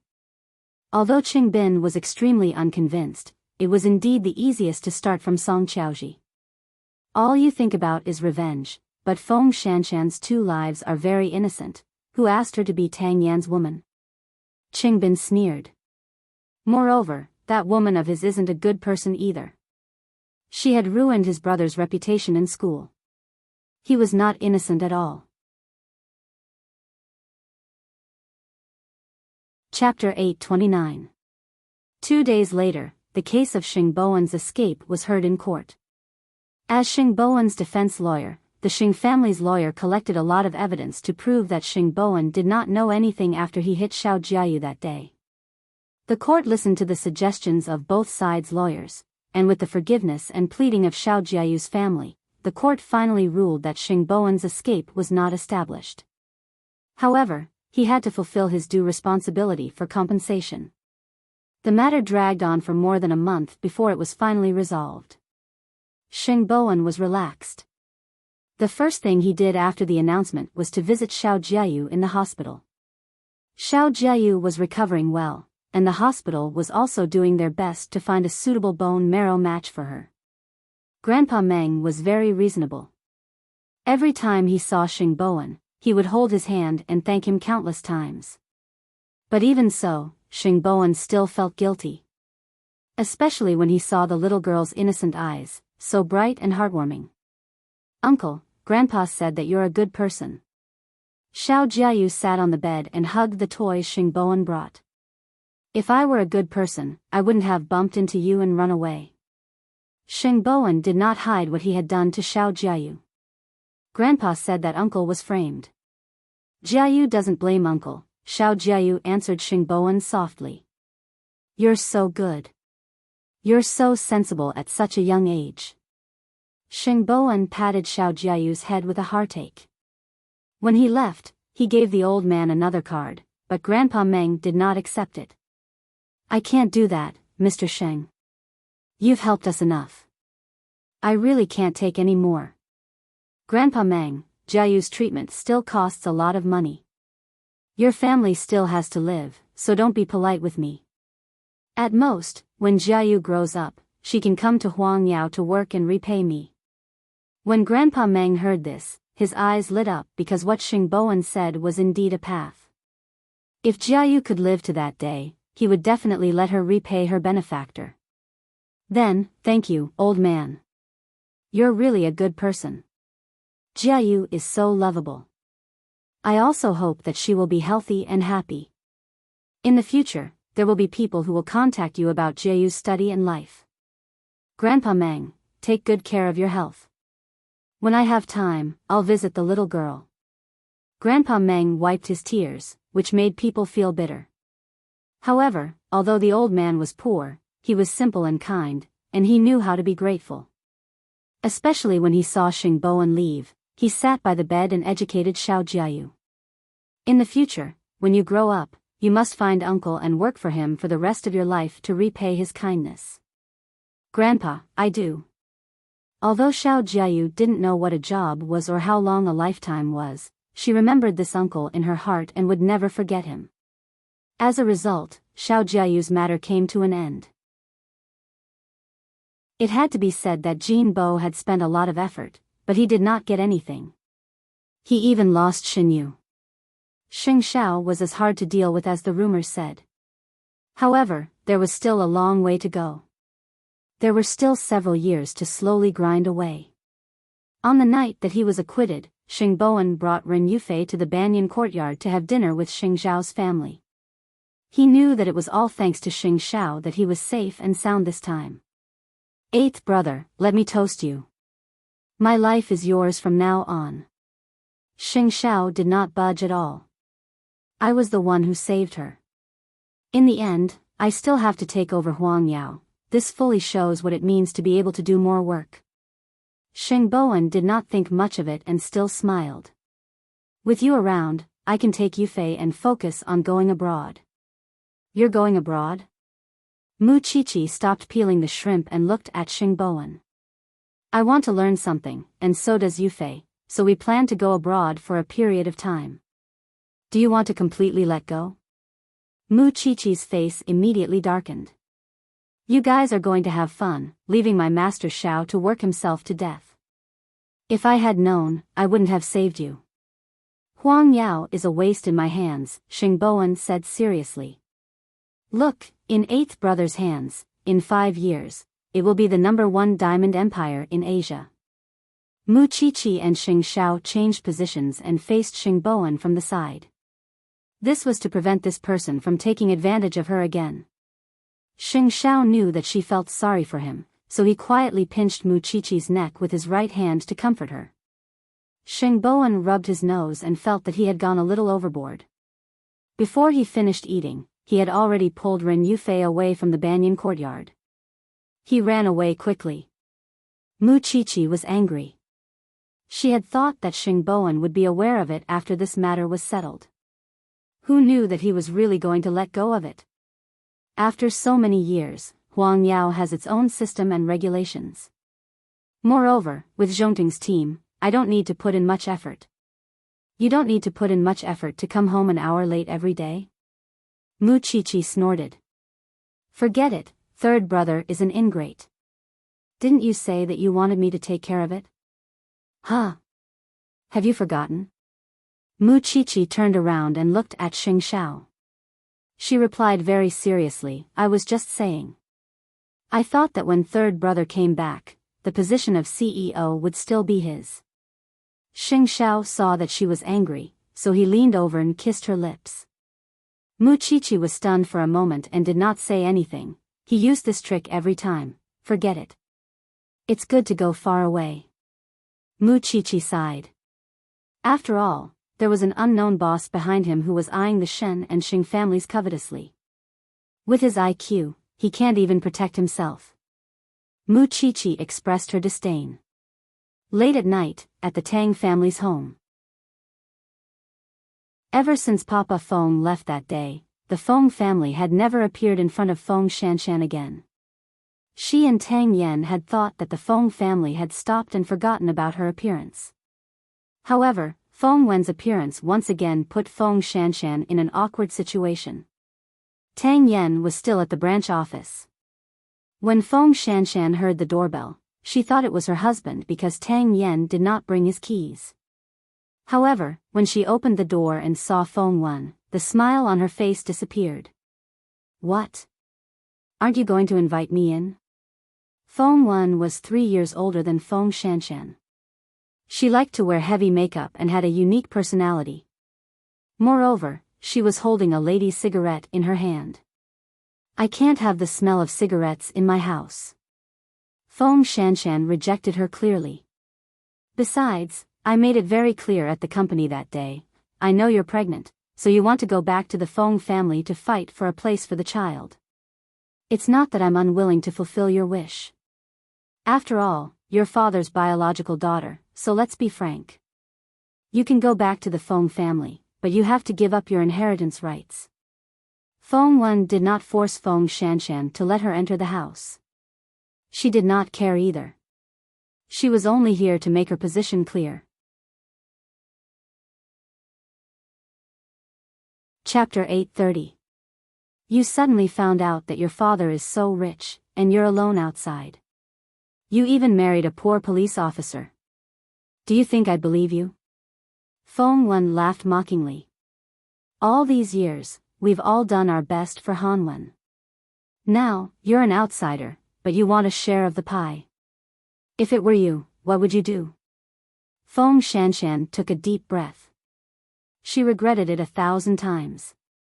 She really shouldn't have appeared in front of the Feng family. "I can't explain it to you. Go back." Feng Shanshan didn't want to be in a deadlock with Feng Wen. However, Feng Wen grabbed her wrist. "Don't be in a hurry to go in before I make it clear. I'm pregnant." "So what if you're pregnant? Don't you just want to rely on your belly to fight for more benefits in front of Dad?" Not only did Feng Wen not let go of Feng Shanshan, she even pulled her in front of her. "What's so great about having the child of a lousy police officer?" Feng Shanshan staggered and almost fell. "Don't act pitiful in front of me." After Feng Shanshan steadied herself, she still had lingering fear. Just as she was about to hit her, Mu Chi was one step ahead of her. She grabbed Feng Wen's wrist from behind and slapped her. "Are you still human? You even bully pregnant women." Feng Wen was stunned. She didn't expect Feng Shanshan to have a helper. Moreover, she was so strong. After pausing for 2 seconds, she suddenly wanted to fight back, but she was pressed against the wall by Mu Chi. She couldn't move at all. In the end, Mu Chi didn't train for nothing.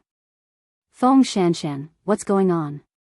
She received Captain Tang's call and immediately rushed over. She didn't even have time to ask why. "It's nothing. It's just the Feng family." Feng Shanshan glanced at Feng Wen and answered. Now that she thought about it, she was still afraid. "The Feng family came here to cause trouble?" "They thought I wanted to share their property," Feng Shanshan explained weakly. After Mu Chi heard this, she loosened her grip and stood in front of Feng Shanshan. "She doesn't care about your Feng family's money, so don't come again." Feng Wen covered her wrist that was red from Mu Chi-Chi's grip and looked at Feng Shanshan with resentment. "Feng Shanshan, you hired a lot of people to help you put on an act." Mu Chi-Chi's spoiled temper almost made her want to hit her again, but she was stopped by Feng Shanshan. "For my sake, there's no need for that." Mu Chi-Chi took a deep breath and calmed down. She looked at Feng Wen and said, "I'm advising you nicely now. The Feng family shouldn't push their luck and don't come to this place again. She's really not interested in your Feng family's things. If I see her again, I don't know what I'll do. What right do you have to interfere in the affairs of our Feng family?" Feng Wen stood on the steps, the resentment and anger in her heart unabated. "Her business is my business. If you really want to find someone to fight, come find me." My house is at 135 Banyan Courtyard. I'm waiting for you anytime. In the dark, Feng Wen did not look at Mu Qiqi carefully, but she really remembered number 135. Just you wait. I'm not going to sleep. I'm just waiting for you. After saying that, Mu Qiqi pulled Feng Shanshan into the house. You opened the door just because someone knocked. If Captain Tang hadn't installed surveillance cameras at home and informed me when he saw it, what would you have done? Tang Yen didn't bring his keys. I thought, in the future, no matter who it is, even if Captain Tang knocks on the door, you have to ask first. Mu Qiqi helped her sit on the sofa. Are you okay? Do you want to go to the hospital for a checkup? There's no need for that. Feng Shanshan shook her head. I'm just a little annoyed.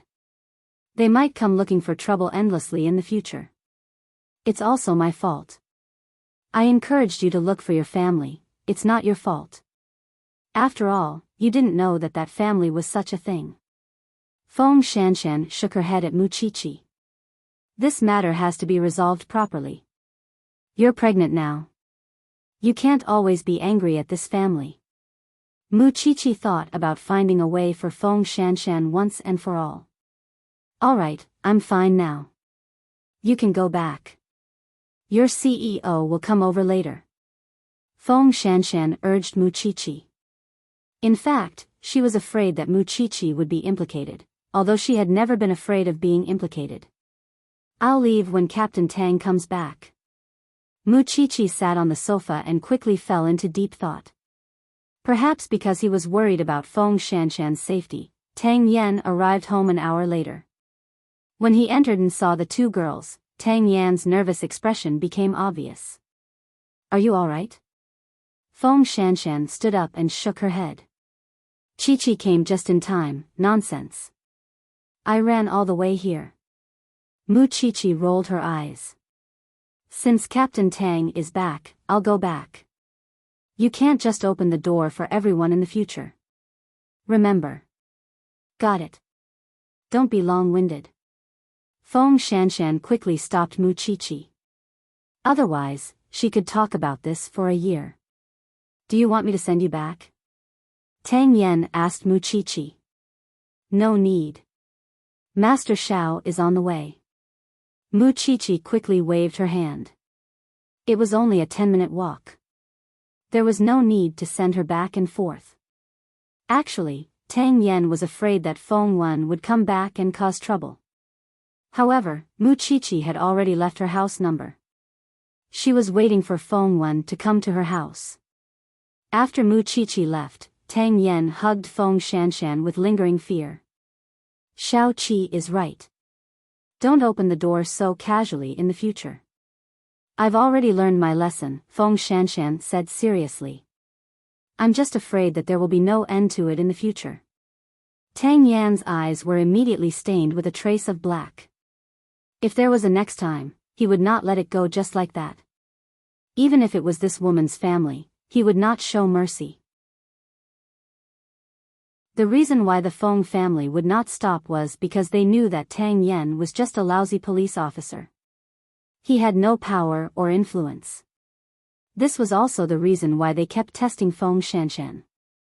If she had married a rich man, the Feng family would not have been worried that she would come back to snatch their things. However, she had married a poor man.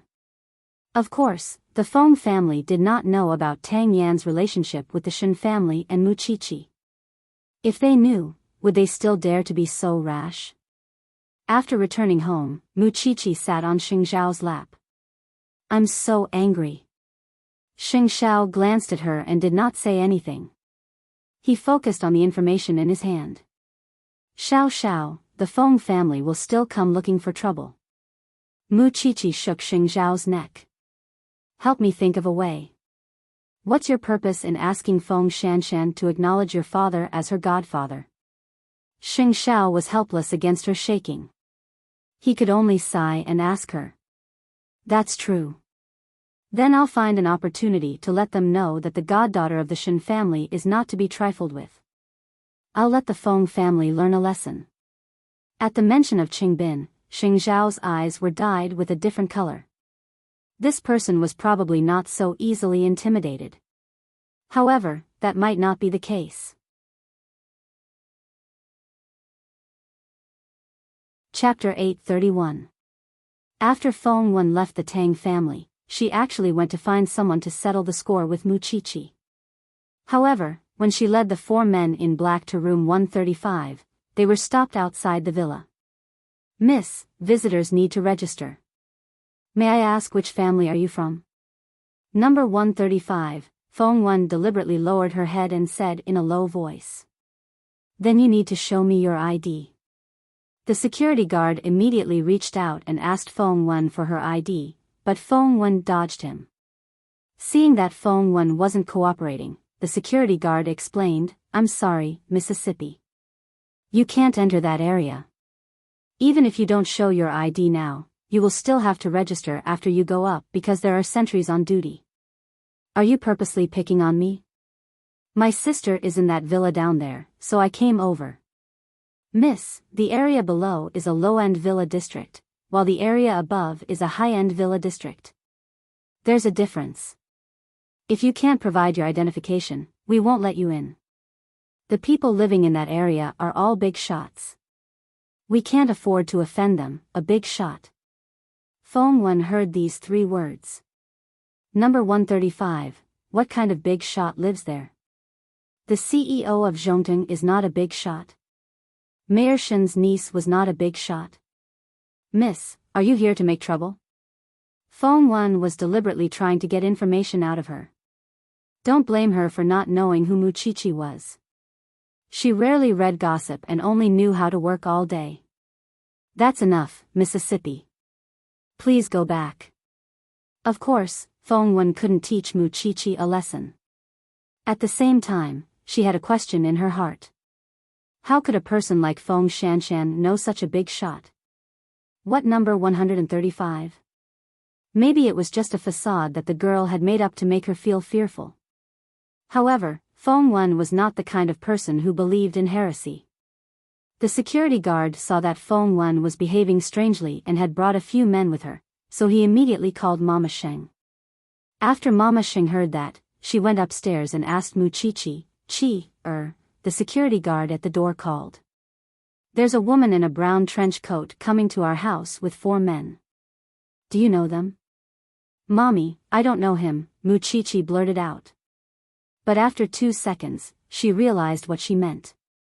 "Mommy, I know who it is." If she guessed correctly, it was Feng Wen. He wanted to take revenge on her for that slap, but he didn't expect that he couldn't even enter the villa. Did she think that the Banyan courtyard was so easy to get into? It was also because of Feng Wen's actions that Mu Qiqi knew that the Feng family would definitely not let Feng Shanshan go. She had to think of a way to make the Feng family completely give up on Feng Shanshan.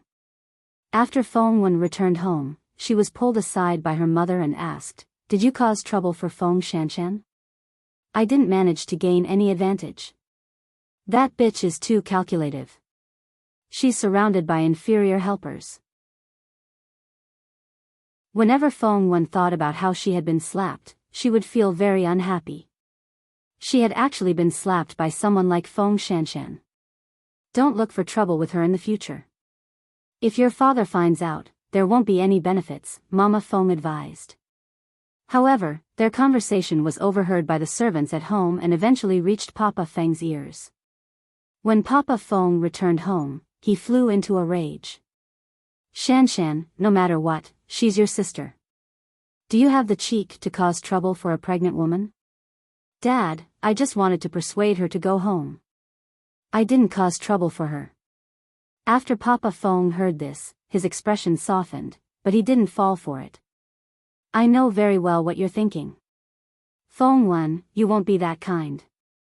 Feng Wen opened her mouth and wanted to explain, but Papa Feng wouldn't believe her. "In 2 days, I'll bring Shanshan out for dinner. Apologize to her in person." Feng Wen looked at Papa Feng in disbelief. She felt wronged. "Dad, for an outsider?" "She's not an outsider. She's your sister." Papa Feng lost his temper. If you don't want to apologize, then leave this house. Anyway, I still have a son. Feng Wen was so angry that she locked herself in her room. When Mama Feng saw this, she sighed. She had clearly agreed to get Feng Shanshan back home before dealing with her. She was right under her nose, and she was pregnant. It was better to deal with her outside, but this child couldn't hold back. Then, Mama Feng walked up to her husband and said to him, Feng Wen is just feeling sorry for you. Her daughter is filial. However, since you want Shanshan to go home, you have to apologize. I'll make arrangements to invite Shanshan over. Don't worry, I'll take good care of Feng Wen this time and let her get along well with her sister. Papa Feng nodded in satisfaction. Then give me Shanshan's phone number. The next morning, Feng Shanshan received a call from Mama Feng. Feng Shanshan had no desire to speak at all. She wanted to hang up, but she was stopped by the other party. Shanshan, Auntie sincerely wants to treat you to a meal. Your father will go too. He'll ask your sister to apologize to you properly. There's no need. As long as you don't disturb me, it'll be the greatest apology you can give me. Shanshan, if you don't agree to Auntie's request, your father will think that Auntie isn't doing her job well. In the end, she still has to go to your house to bother you. Tell me, why do you have to do this? Feng Shanshan could tell that the other party was threatening her. Even so, she still didn't want to see the Feng family. There's really no need. Mama Feng was rebuffed, but she wasn't angry because she had called Feng Shanshan in front of Papa Feng. It was this girl who didn't know what was good for her. Papa Feng was silent for a while before he finally said, I'll go to Shanshan's house again tonight. Perhaps, in Papa Feng's heart, he still remembered that he had such a daughter, and that she was suffering outside. Mama Feng and Feng Wen, on the other hand, were planning to deal with the situation nearby. The whole family had their own thoughts, but none of them had any good intentions. After Feng Shanshan hung up on Mama Feng, she called Mu Chichi again. After Mu Chichi heard this, she smiled. What a good opportunity. I was still thinking about how to set up a trap. Now, I've saved my energy. What do you want to do? Of course, let the Feng family know that you don't like their things at all. Agree to them. Don't implicate Godfather and second Uncle Shen. I don't want to use their name to cause trouble outside, Feng Shanshan said to Mu Chichi seriously. You're not allowed to mess around either. Am I the kind of person who messes around? Mu Chichi chuckled and instructed her, go for the prenatal checkup properly. Don't think about anything else. If your father asks you to go for a meal, go. Just send me the address and time later. Don't be afraid of anything, understand? Why are you so good to me?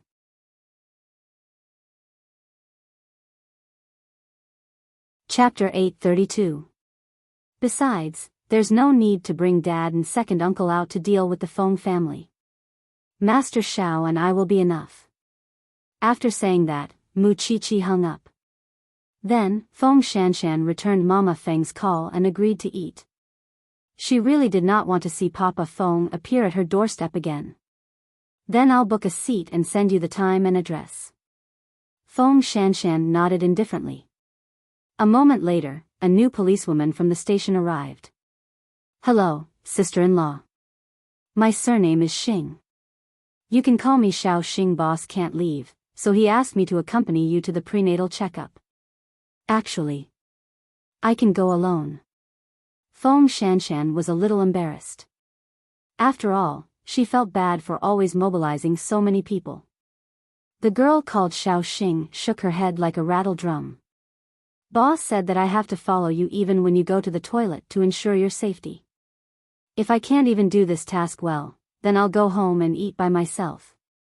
Then I'll have to trouble you. Feng Shanshan thanked her and went back to her room to get her bag. Then, she went to the hospital with Xiao Xing. Song Qiaoji saw that Feng Shanshan was always accompanied by people, so she smiled. It's a little girl today. Dr. Song, please excuse me. My husband is worried about my safety, so he's troubling Xiao Xing. He's doting on you. Look at the hospital. How many pregnant women come to the prenatal checkup on their own? He's a good man. Song Xiaoji looked at the checkup report while touching Feng Shanshan's slightly protruding abdomen. I'll say it again. Pay attention to your mood. It's not good to be depressed. I'll pay attention. In a few days, I'll have a lecture at the medical university. If you have time, come and listen. It's good for pregnant women. Of course, it would be even better if the child's father can attend. Song Xiaoji handed the flyer to Feng Shanshan. Thank you, Dr. Song. I'll definitely go when I have time. You're welcome. Song Xiaoji did not show any abnormalities, but she had already started to invite Feng Shanshan. In other words, she did not know which event in the future, Feng Shanshan, might be schemed against. That evening, Mu Qiqi received the hotel address and mealtime from Feng Shanshan. After putting away the phone, Mu Qiqi's eyes lit up with excitement. Xiao Xiao, let's go to Jinrong Manor for dinner tomorrow night. I heard that they advocate vegetarianism and are very popular recently. I haven't been there yet. Xing Xiao snorted softly and said nothing. Was his objection useful? Moreover, this thing had never been a vegetarian. It only liked to eat meat. It's fine this time, but do you think you can protect her forever? If I can protect him once, I will. Mu Qiqi sat on Xing Xiao's lap and shook his shoulders. I only have these two friends. With you by my side, I don't lack anything, and I won't be in danger. So, I can only do more for my friends. She's pregnant. You can't expect me to sit back and do nothing, right? Xing Xiao reached out and hugged Mu Qiqi. Love was always above feelings. No matter what kind of feeling it was. I'll get Su Che to book a table. Thank you, Xing Xiao. Xing Xiao frowned. He was only 30 years old, and he was already at the stage where he had to be called a master. Then, he pulled Mu Qiqi over. You want to leave after taking advantage of me? Mu Qiqi shook her head and quickly said, I've been feeling bloated for the past few days. It's not very comfortable. Xing Xiao thought about it carefully. These few days should be her menstrual cycle. She had always been punctual, but she had not come yet. Let's go to the hospital tomorrow. Xing Xiao reached out and caressed Mu Qiqi's abdomen. Mu Qiqi felt the warmth of Xing Xiao's palm and felt much more comfortable. No need. Isn't it my menstrual cycle soon? It'll be strange before I come. Moreover, tomorrow's classes are very important. I won't delay it. Xing Xiao put her down from his lap and suddenly remembered that they did not use contraceptives that night when Xing Bowen brought Mu Qiqi to Mount Yueying. At the thought of this, Xing Xiao's emotions became much more complicated. It was just that Mu Qiqi did not notice. When he returned to the room, Mu Qiqi had already taken a shower and was lying on the bed. Xing Xiao saw her shaking her legs, so he stepped forward and covered them for her. What's wrong? It's almost June. I'm not cold. Mu Qiqi was a little puzzled by Xing Xiao's actions. If it were any other day, she would have been pressed down on the bed to fix her posture. Today, Xiao Xiao did not seem to have any such thoughts at all.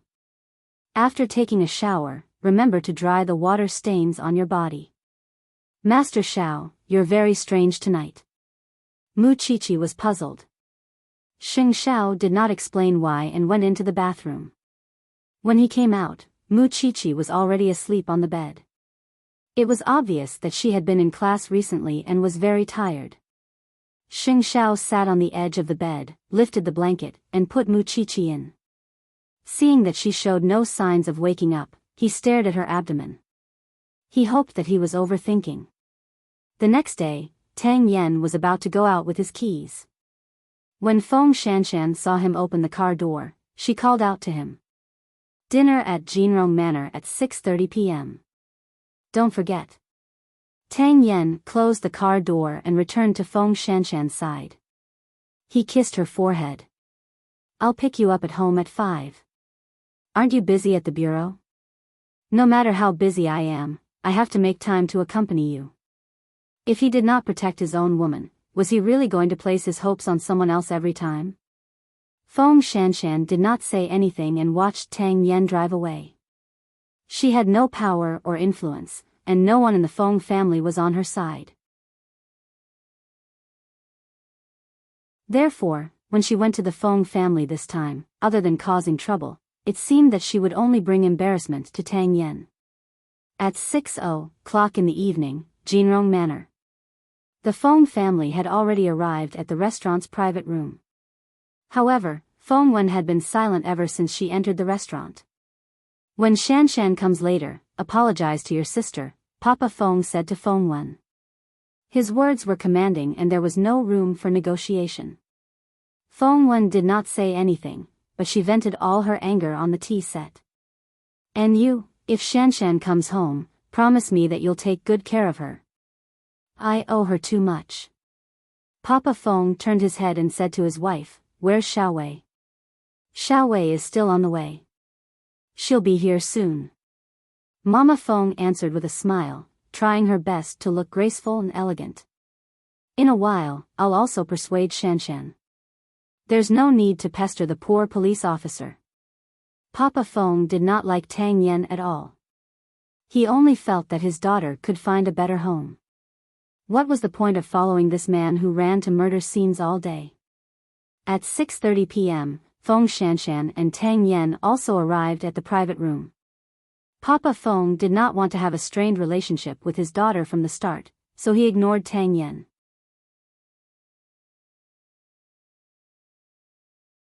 Chapter 833.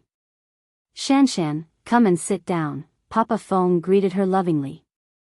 However, Feng Shanshan sat down at the door. Tang Yen took the opportunity to sit beside her. You're welcome, Mr. Feng. Why aren't you calling me Daddy? Papa Feng was rather unhappy. I know. 2 days ago, your sister went over and made you suffer. I've also taught her a lesson. Feng Wen, apologize to your sister. When Feng Wen was called, she stood up abruptly and glared at Feng Shanshan. She said to Feng Shanshan dryly, I'm sorry. There's no point in apologizing unwillingly. Besides, if my friend hadn't come over that day, I don't know if the child in my stomach and I would still be here. Feng Shanshan looked at Feng Wen coldly. Let's be honest with each other. If you don't want to apologize, I don't want to accept your apology. That's great.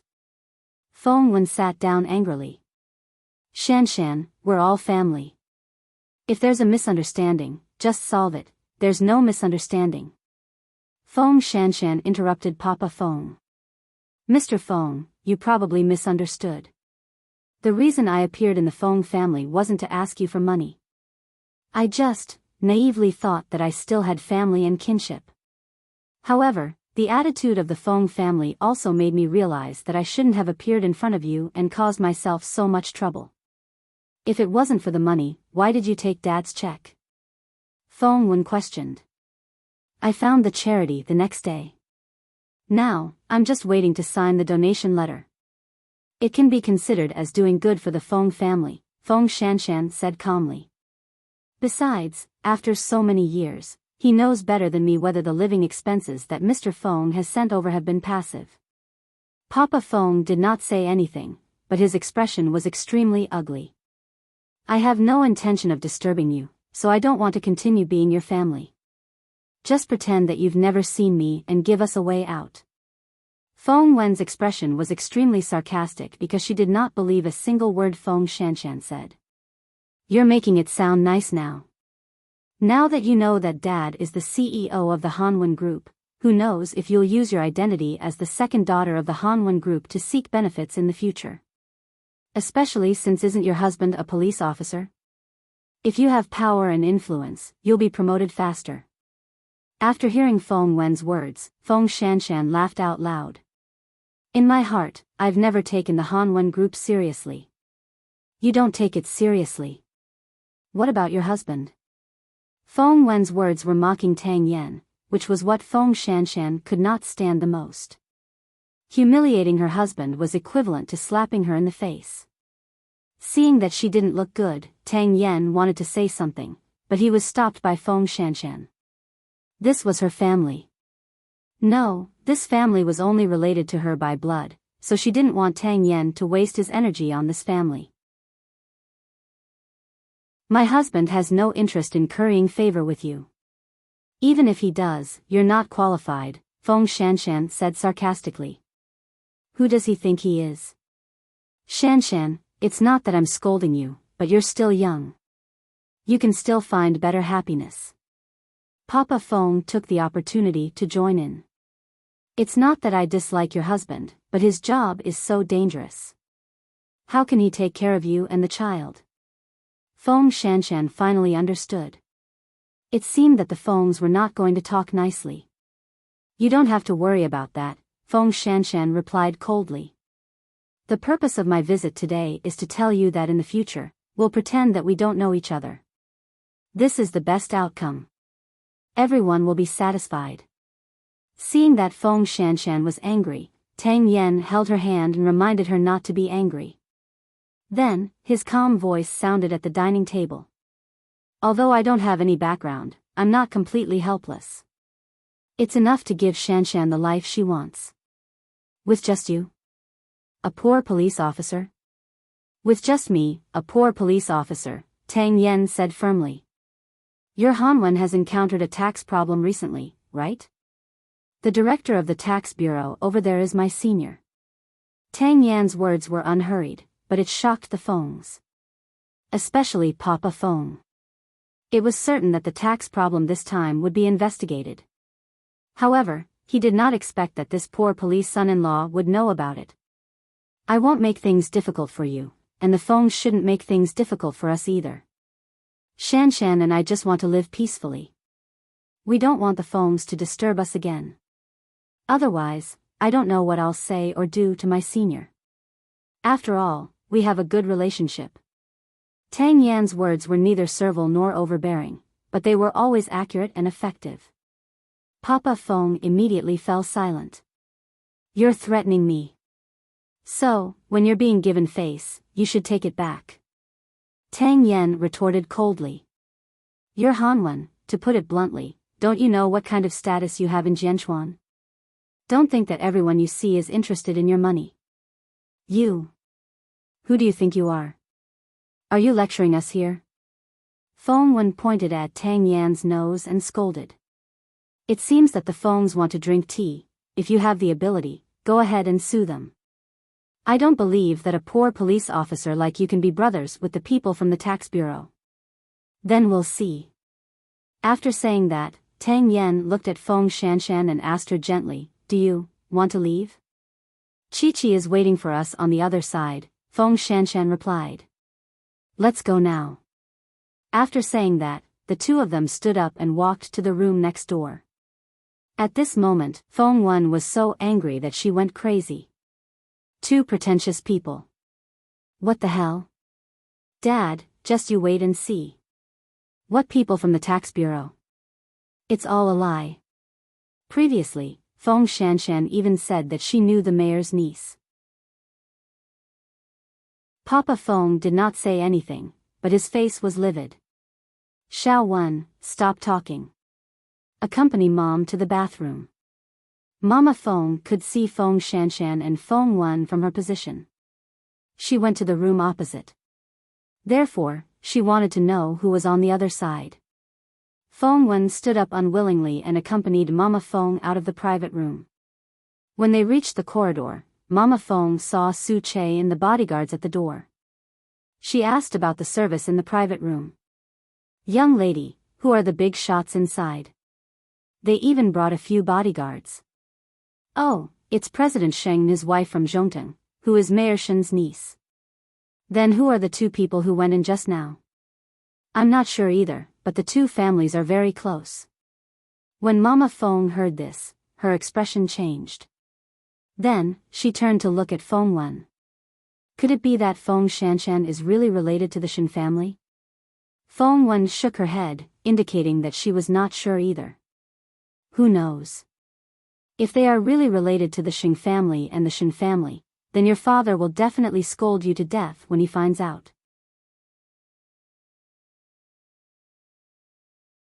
Chapter 834. What's the big deal? Mom, it's fine as long as you don't tell Dad. With that, the mother and daughter went to the bathroom. When they returned, Feng Wei was already there. When the mother and daughter sat down, Feng Wei said, "Where's second sister? Didn't you say you're having dinner with her?" "What second sister?" "She said she doesn't like our family at all." Feng Wen snorted, feeling extremely unhappy. Isn't that normal? Second sister has such a good relationship with Zhongteng. It's normal for her to not like us, Feng Wei answered casually. Besides, I heard from the grapevine that Mayor Shen's family has already accepted second sister as their goddaughter. Of course, they don't need to care about poor relatives like us now. After hearing Feng Wei's words, even Papa Feng revealed a surprised expression. Tell me clearly, what's going on? Don't you read the gossip news? Second sister and Mu Qiqi, Xing Zhao's woman, are very close sisters. Perhaps they want to be closer, so second sister acknowledged Mu Qiqi's father as her godfather. Now, she's like a family with the Shen family. Feng Wei explained as he ate. It's all your fault. You're so engrossed in your work. Why don't you pay attention to the interesting things in the same city? After Papa Feng and the other two heard this, they felt very complicated. Feng Wen and her mother were even more embarrassed and angry because Feng Shanshan really didn't like the Feng family. It was not that she was pretending, but she really didn't like it. Then, her husband. I don't know about that. It's said that he's very famous in the police world. Feng Wei was only an 18-year-old boy. He usually went to school, but he liked to interact with girls, so he heard a lot of gossip. People like Xing Xiao and Mu Qiqi were popular in Jianchuan, okay? The people around them would naturally be mentioned. The three of them stopped talking. They didn't know what to say. The family was no longer in the mood to eat. They could only wait for Feng Wei to wolf down his food. Now, there was only one thought in Papa Feng's mind. If what Tang Yan said about the tax bureau was true, then, before Feng Wei finished eating, he saw a group of people coming out of the opposite room. It was Mu Qiqi and Feng Shanshan. No matter how slow Papa Feng was, it was impossible for him not to recognize Xing Xiao. In fact, the two women were walking in front while Xing Xiao and Tang Yan were walking side by side behind them. The scene of the four of them was very beautiful, but this scene made Papa Feng feel very uncomfortable because he knew that he had offended the so-called poor son-in-law. As for Feng Wen, although she felt very unwilling, she also knew how unreachable these people were. Therefore, she no longer doubted Feng Shanshan's words, nor would she look for trouble with Feng Shanshan. Among the four of them, only Mama Feng was terrified because she saw the change in her husband's expression. Then, when she mentioned paying the bill, she was told, "Madam, the customer opposite has already paid the bill for you. Furthermore, he left a message for you. If you bully others, you will have to pay the price." This. We don't know. Mama Feng was at a loss. Go home. Papa Feng took a deep breath. He knew that his relationship with Feng Shanshan could not be salvaged. However, he was worried about the tax issue. From the moment he found out about Tang Yan and Feng Shanshan's identities, he began to tremble in fear.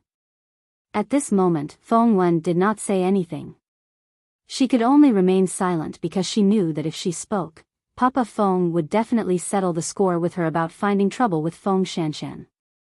On the other side, Mu Qiqi and the other three changed places to eat. This was because Mu Qiqi finally realized that people could not be vegetarians. If it were me, I wouldn't pay for that family's sake. Mu Qiqi felt that Feng Shanshan's money had been spent unjustly. I hope they know what's good for them. With the two of you revealing your identities, that family can only admit defeat, Feng Shanshan said with a smile. Feng Shanshan smiled. I thought you were going to think of some tricks to humiliate that family. To deal with those self-righteous people, you just need to let them know that they're really nothing. That's the best punishment. If the Feng family still has face, they won't disturb you again. Mu Qiqi snorted. I don't think they will. After Feng Shanshan said that, she subconsciously looked at Tang Yen. You've been wronged. Tang Yen had been silent, but he held Feng Shanshan's hand tightly and said, Your father is right. But I have nothing, and I have a big family's trouble. I don't care. I don't care either. Feng Shanshan quickly added, afraid that Tang Yen would misunderstand. Then, about the tax bureau. Wait for a good show tomorrow. He was indeed just a lousy police officer. Moreover, he had no power or influence. However, over the years, he had built up a lot of connections and friends. It was naturally impossible for him to deal with a company like Zhongteng, but it was not a problem for him to deal with Hanwen. Moreover, there was a problem with Hanwen itself. That's good too. Let that family look down on you. Speaking of Tang Yan's background, if his parents were still alive, he would be a director or something like that by now. Even so, although his parents had passed away, his influence was still there. It was not difficult for him to get something done. Then, the four of them went to another German restaurant. When Mu Qiqi saw the steak, her eyes lit up. This is what you call dinner. Feng Shanshan laughed silently, especially when she saw Mu Qiqi cutting the steak. It was so neat and thick that it really made one's imagination run wild. Seeing you cut it like this, I've lost my appetite. I can't help it. It's an occupational disease. Mu Qiqi expressed that she could eat very well. Xing Xiao and Tang Yen looked at each other. The two men did not say anything. That night, the two men were just going through the motions, especially Xing Xiao. Actually, there was no need for him to come personally. As long as Mu Qiqi announced his man's name, the Feng family would still be afraid. We've achieved our goal. Can we stop for a few days? Mu Qiqi tilted her head and looked at Xing Xiao with a smile. When will I stop? Xing Xiao really wanted to grab her and beat her up, but it was not appropriate for him to do so in public. It's rare that it's just the few of us. Let's drink some wine, Mu Qiqi suggested, but Tang Yen and Xing Xiao rejected her in unison. No need. No need. Shanshan is pregnant. I still have to take care of the pregnant woman. Mu Qiqi could accept this reason. After all, it was Tang Yen. But what about Xing Xiao? Mu Qiqi looked at him, not understanding. You should rest early tonight. Mu Qiqi clicked her tongue. The two of them had always slept at 11 o'clock at home. It was not even 8 o'clock yet.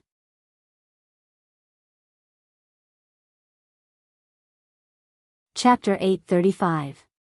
On the way home after the small gathering, Feng Shanshan kept staring at Tang Yen. Perhaps Tang Yen knew what she was thinking, so he waited until he entered the door before saying to her, I don't mind. But I mind. Feng Shanshan hugged him and said, My husband is not a lousy police officer. In my heart, you're a hero. No one has the right to look down on you because you've made an indelible contribution to the stability and prosperity of this city. Isn't that enough? Tang Yen smiled. I don't mind what others think of me. I just want you not to be bullied by anyone. Feng Shanshan leaned into Tang Yan's arms and couldn't help but get angry with him. Tang Yan's voice immediately became hoarse. He held her hand and didn't let her move. I'll hurt you. Just be careful. Dr. Song told me that it won't be a problem after 3 months. If you can't help it, it's fine. When Tang Yen saw Feng Shanshan blushing, he knew that she was angry. She was pregnant and it was not easy to vent, so he carried the woman to the bed and carefully tried to please her. After she was released, he immediately went to the bathroom and took a cold shower. Feng Shanshan couldn't bear to see him like this. Why was this man so stupid? You don't have to do this, no, for the sake of you and the child. He could endure it, although a certain part of him was unreasonably firm. It was also late at night. After Mu Qiqi took a shower, she climbed onto Xing Zhao's legs as usual. However, Xing Zhao held her hands down. Sleep early tonight. Mu Qiqi finally understood what was going on. This person had been avoiding her since last night and was still unwilling to touch her today. What's wrong? It was easy for the little thing to notice the sudden estrangement. After all, she knew what Xing Zhao's words and actions meant. Xing Zhao put down the document and sat up straight. Then, he looked at the little thing seriously. Think about it yourself. What time should it be these few days? Mu Qiqi thought about it. Logically speaking, these few days should be her menstrual period. She had always been punctual. However, it was already 2 days late and she still hadn't come. Her entire body trembled. You mean, Mu Qiqi looked down at her lower abdomen. White and smooth, without a trace of fat. Could it be that there was a little life inside? After all, that night on Mount Yueying, Master Xiao did not use any contraceptives and did not let her take any medicine. Although Fifth Aunt had been nursing her, there were always exceptions, right? At that thought, Mu Qiqi's mood suddenly became very complicated. Looking into Xing Zhao's eyes, she said seriously, "Why don't we go by a pregnancy test?" Xing Zhao pursed his lips tightly. He never thought that he would make such a mistake again. Seeing that he was unmoved, Mu Qiqi immediately slid down from his lap and went back to the bedroom to change her clothes. Xing Zhao got up and followed Mu Qiqi without saying a word. When he saw that Mu Qiqi was about to leave with her wallet, he grabbed her wrist. I'll go. Let's go together. Mu Qiqi looked into Xing Zhao's eyes seriously. Xing Zhao could not refuse, so he held Mu Qiqi's hand and went downstairs together. Mama Xing asked casually when she saw them going out so late at night. Mom, you guys go to sleep first. There's something on Shanshan's side. I'll go over and take a look. Mama Xing did not suspect anything. After watching TV with Papa Xing, they went back to their room to rest. In fact, it was already 10:00 at night. At this time, there were very few pharmacies that were open. Xing Zhao drove Mu Qiqi to several places. Finally, they stopped in front of a 24-hour pharmacy. Mu Qiqi tilted her head to look at Xing Zhao and said, I'll go. It's not convenient for a man like you. Xing Zhao held Mu Qiqi's hand and got out of the car. At this time, who cared if he was a man or not? Xing Zhao entered the pharmacy and bought all the pregnancy test papers. There were all kinds of them. Mu Qiqi was a little embarrassed when she saw the big bag full of them. Actually, just a few of them are enough. Buy them and prepare them. Mu Qiqi did not say anything else. In fact, her mind was in a mess, especially when she saw Xing Zhao's unhappy expression. Could it be that her pregnancy was a burden to him? The two of them carried the things home. Then, Xing Zhao took out several types of test papers and handed them to Mu Qiqi. Go! Mu Qiqi's emotions were very complicated. Who would test 5 or 6 at once? If I really have it. Go first. Xing Zhao sent her into the bathroom and closed the door. Mu Qiqi held the test papers. Her head was empty and very swollen. She had been envious of Feng Shanshan before, but when it was really her turn, she was nervous and began to be suspicious. Then, she opened the 5 boxes of pregnancy tests and checked them according to the instructions. After a while, she lined up the 5 pregnancy tests in a row and squatted on the toilet to observe them carefully. A minute later, there was a subtle change in her expression. Are you done? All the pregnancy tests had 2 red lines on them. She was pregnant. She was pregnant with Xing Zhao's child. However, she felt that Xing Zhao did not seem happy. So, when Xing Zhao asked, she did not know how to answer. Especially since she was afraid that Xing Zhao would ask her not to have their child. So, Mu Qiqi did not say anything for a long time until Xing Zhao opened the bathroom door. His gaze swept across the items on the sink, and he understood what was going on.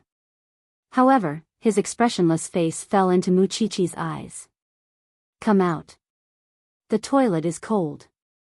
Xing Xiao reached out to hug her. Muchichi felt a little sad. She wrapped her arms around Xing Xiao's neck and said, "You're not happy." "You, Xing Xiao, let me tell you. If you ask me to abort our child, between us, I'll ignore you for the rest of my life." Muchichi could not say anything too decisive because she was afraid that Xing Xiao would take it seriously. "You're in school now. You're not even 22 years old. So what? The child is already in my stomach. You're not allowed to say no." Muchichi was anxious and struggled in Xing Xiao's arms. "Let's go for a good checkup tomorrow to make sure," Xing Xiao said calmly as he put her on the bed. Muchichi saw that he did not seem happy at all, so she became depressed. "I know you don't want children now, but I'm already pregnant. This is our child. What about school?" "I can take a year off," Muchichi answered without thinking. "You have to bring a child with you wherever you go in the future."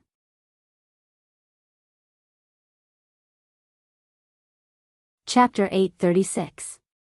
You can go this crazy for me? Xing Xiao stood in front of Muchichi, slightly resigned to his fate. "Do you know how much harm it will do to my body if I abort the child?" Of course, Xing Xiao knew that he was just angry at himself. "I just don't want you to take care of a child at such a young age. You still have a lot of youth to enjoy." Muchichi did not answer him.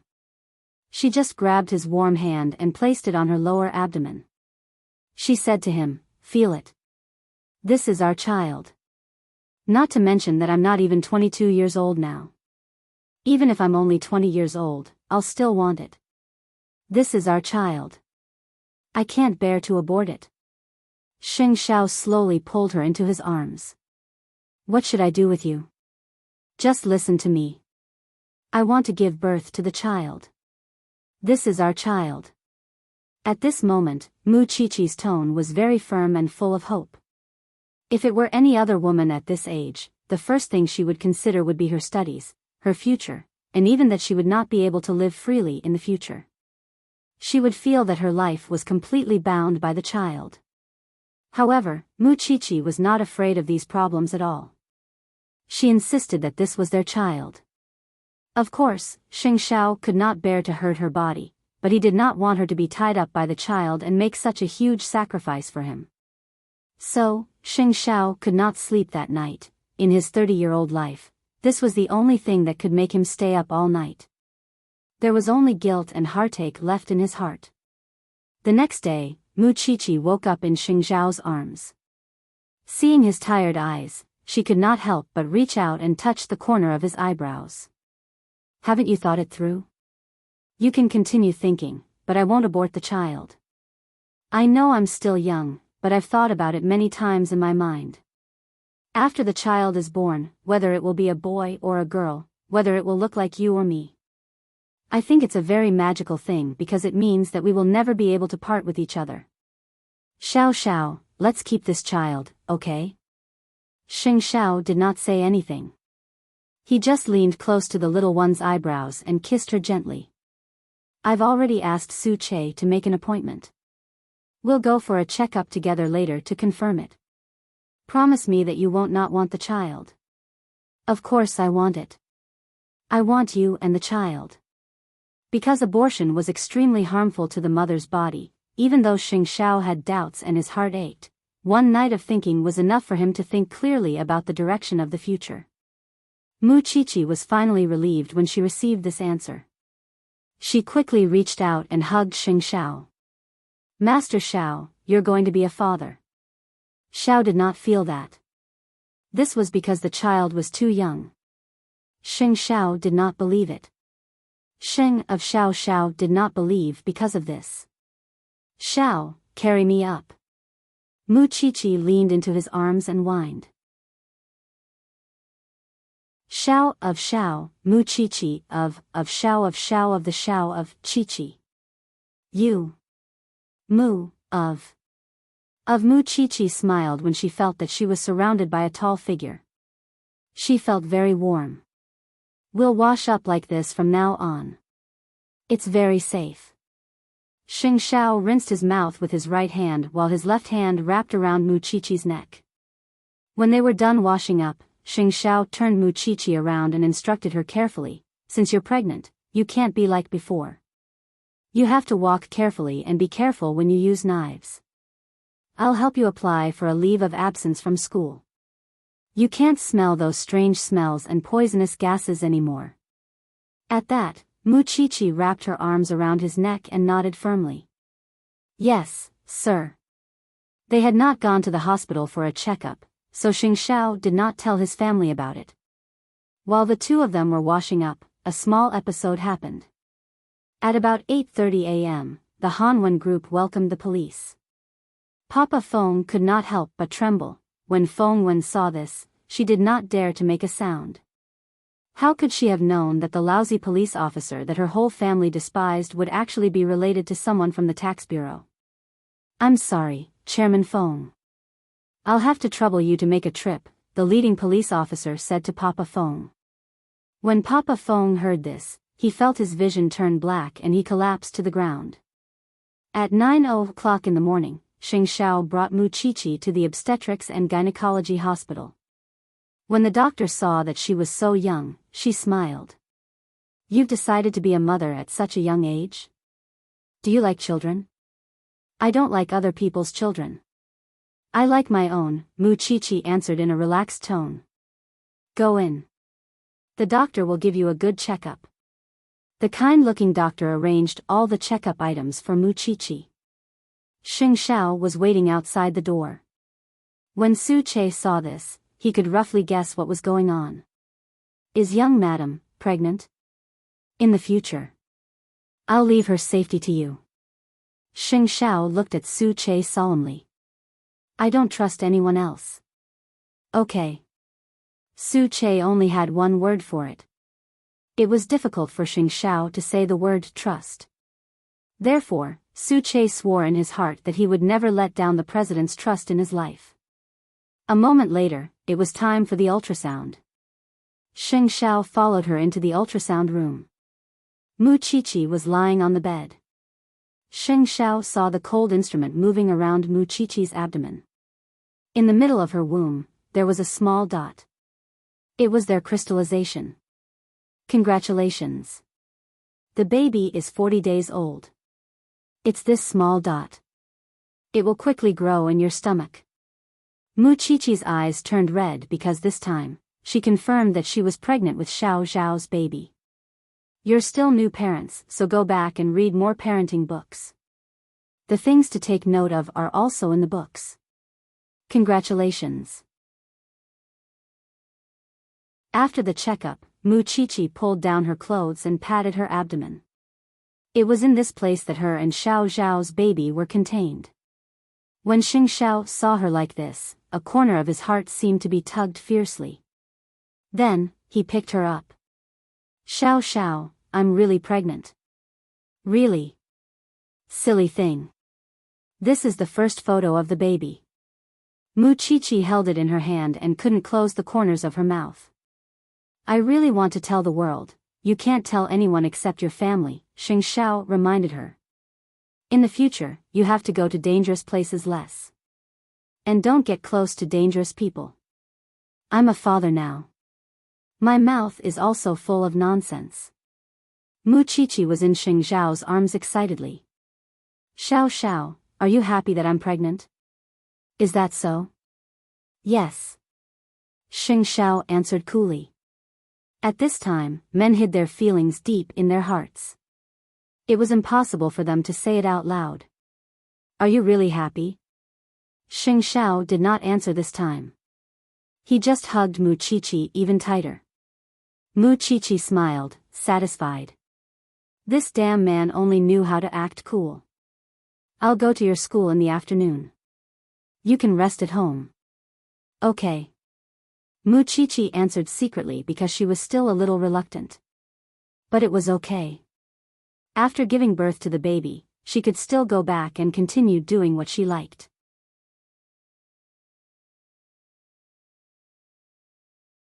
Chapter 837. Mu Qiqi wanted to take a leave of absence, and Xing Xiao personally went to the school to handle the procedures for her. This surprised the dean.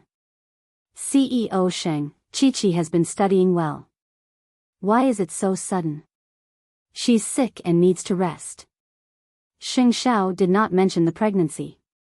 After all, he was already worried about this precious treasure of his before she was pregnant. Now that she was pregnant, her safety was even more of a headache. If it's very serious, then she does need to rest. I really didn't expect such an outstanding child like Qiqi. The dean could not help but sigh. No, it should be said that it was a pity. When she recovers, she will come back. Feng Shanshan had left, and now Mu Qiqi had left. Although the dean felt that it was a pity, there was nothing he could do. Also, I hope that you can handle this matter in a low-key manner. Okay, I understand. The dean nodded in understanding. Mu Qiqi was a famous person to begin with. If she suddenly did not come to class, it would definitely cause criticism from others. Don't worry, CEO Sheng. Xing Xiao personally settled the matter before returning to Zhongteng. He asked his secretary to spare 2 days. After giving instructions, he brought Su Che back to the Banyan courtyard. Papa Sheng was working in Zhongteng. Mama Sheng and fifth aunt were preparing lunch at home. When they saw Xing Xiao, they were a little surprised. Eighth brother, you rarely come back at noon. Xing Xiao did not answer his mother's question. Instead, he turned to fifth aunt and said, don't prepare any ingredients that are not good for pregnant women. CEO Sheng, are you going to give Miss Feng a tonic? Fifth aunt misunderstood. It's Xing Xiao answered, standing at the entrance of the kitchen. Then, he saw the 2 women in the house petrified. Mama Xing immediately reacted. Eighth brother, do you mean that Qiqi is pregnant? I went for a checkup this morning. It's been more than a month, Xing Xiao answered calmly. When Mama Xing saw this, she pushed him to the side and said, are you serious? Usually, looking at you, I thought you would have to wait a few more years. Why is it so sudden? Although it's an accident, don't you want a grandson? Xing Xiao frowned slightly when he saw Mama Xing's strange attitude. What are you saying? You bastard. I just feel that it's unfair for Qiqi to be a mother at such a young age. Mama Xing couldn't help but hit her son. Since you have it, of course it's the family's treasure. Mom, Qi really cares about this child. Help her. She doesn't care about the child. She cares about you. Do you think women like to have children? Isn't it all for the man she loves? She wants the 2 of them to have the crystallization of their love. Mama Xing rolled her eyes at him. You should also treat Qiqi well. She's your flesh and blood. Love her well. I know. No one else knows about this, right? Mama Xing asked him. Since he just came back from the hospital, it meant that he had not told anyone. No. Then let's not talk about it for now. We'll talk about it after 3 months. I was wondering why you came back in the middle of the day. Go and accompany her. I thought Qiqi was on leave today. Speaking of which, what about the school? Remembering that Mu Qiqi was still a university student, Mama Xing slapped her son again. Mu Qiqi couldn't even go to school because of you. I've already arranged for her to take a break from school. When the child is born, Qi can go back to school. This was Mama Xing's worry at the beginning. She thought that Mu Qiqi was young and the 2 of them couldn't be synchronized in this aspect. She was also prepared to be a grandmother a few years later. Who knew that Mu Qiqi would give her such an exciting one? Mom, thank you for the trouble. You're my son. What else can I do? After saying that, Mama Xing turned around and returned to fifth aunt. It seems that we have to make this meal again.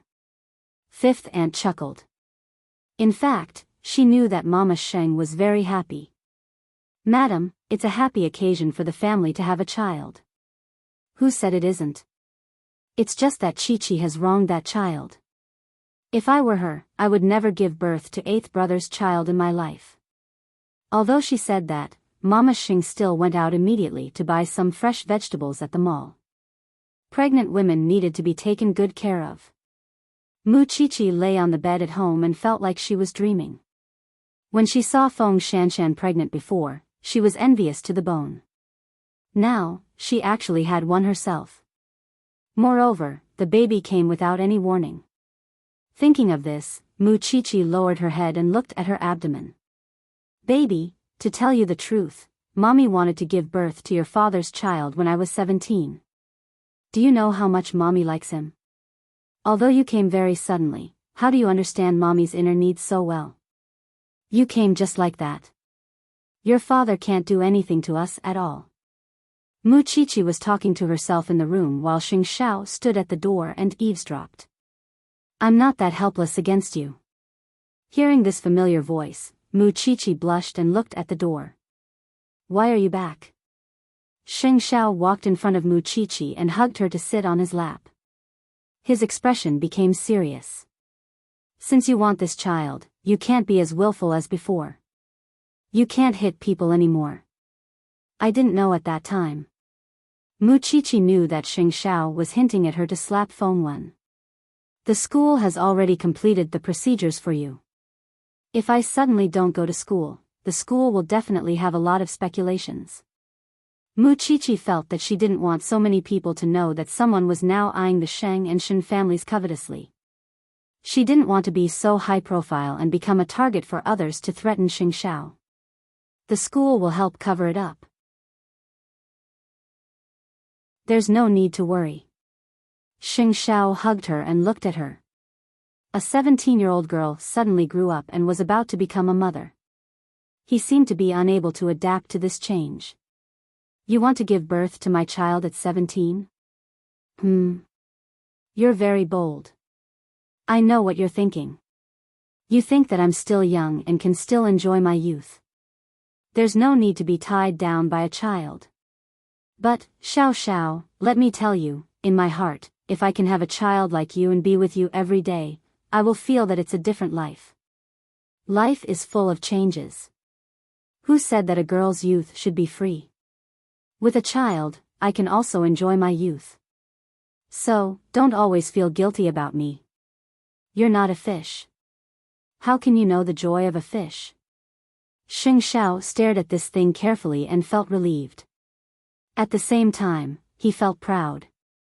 How infatuated was this thing with him that she was so brave that she wasn't even afraid of giving birth to a child. Just thinking about it made his body react.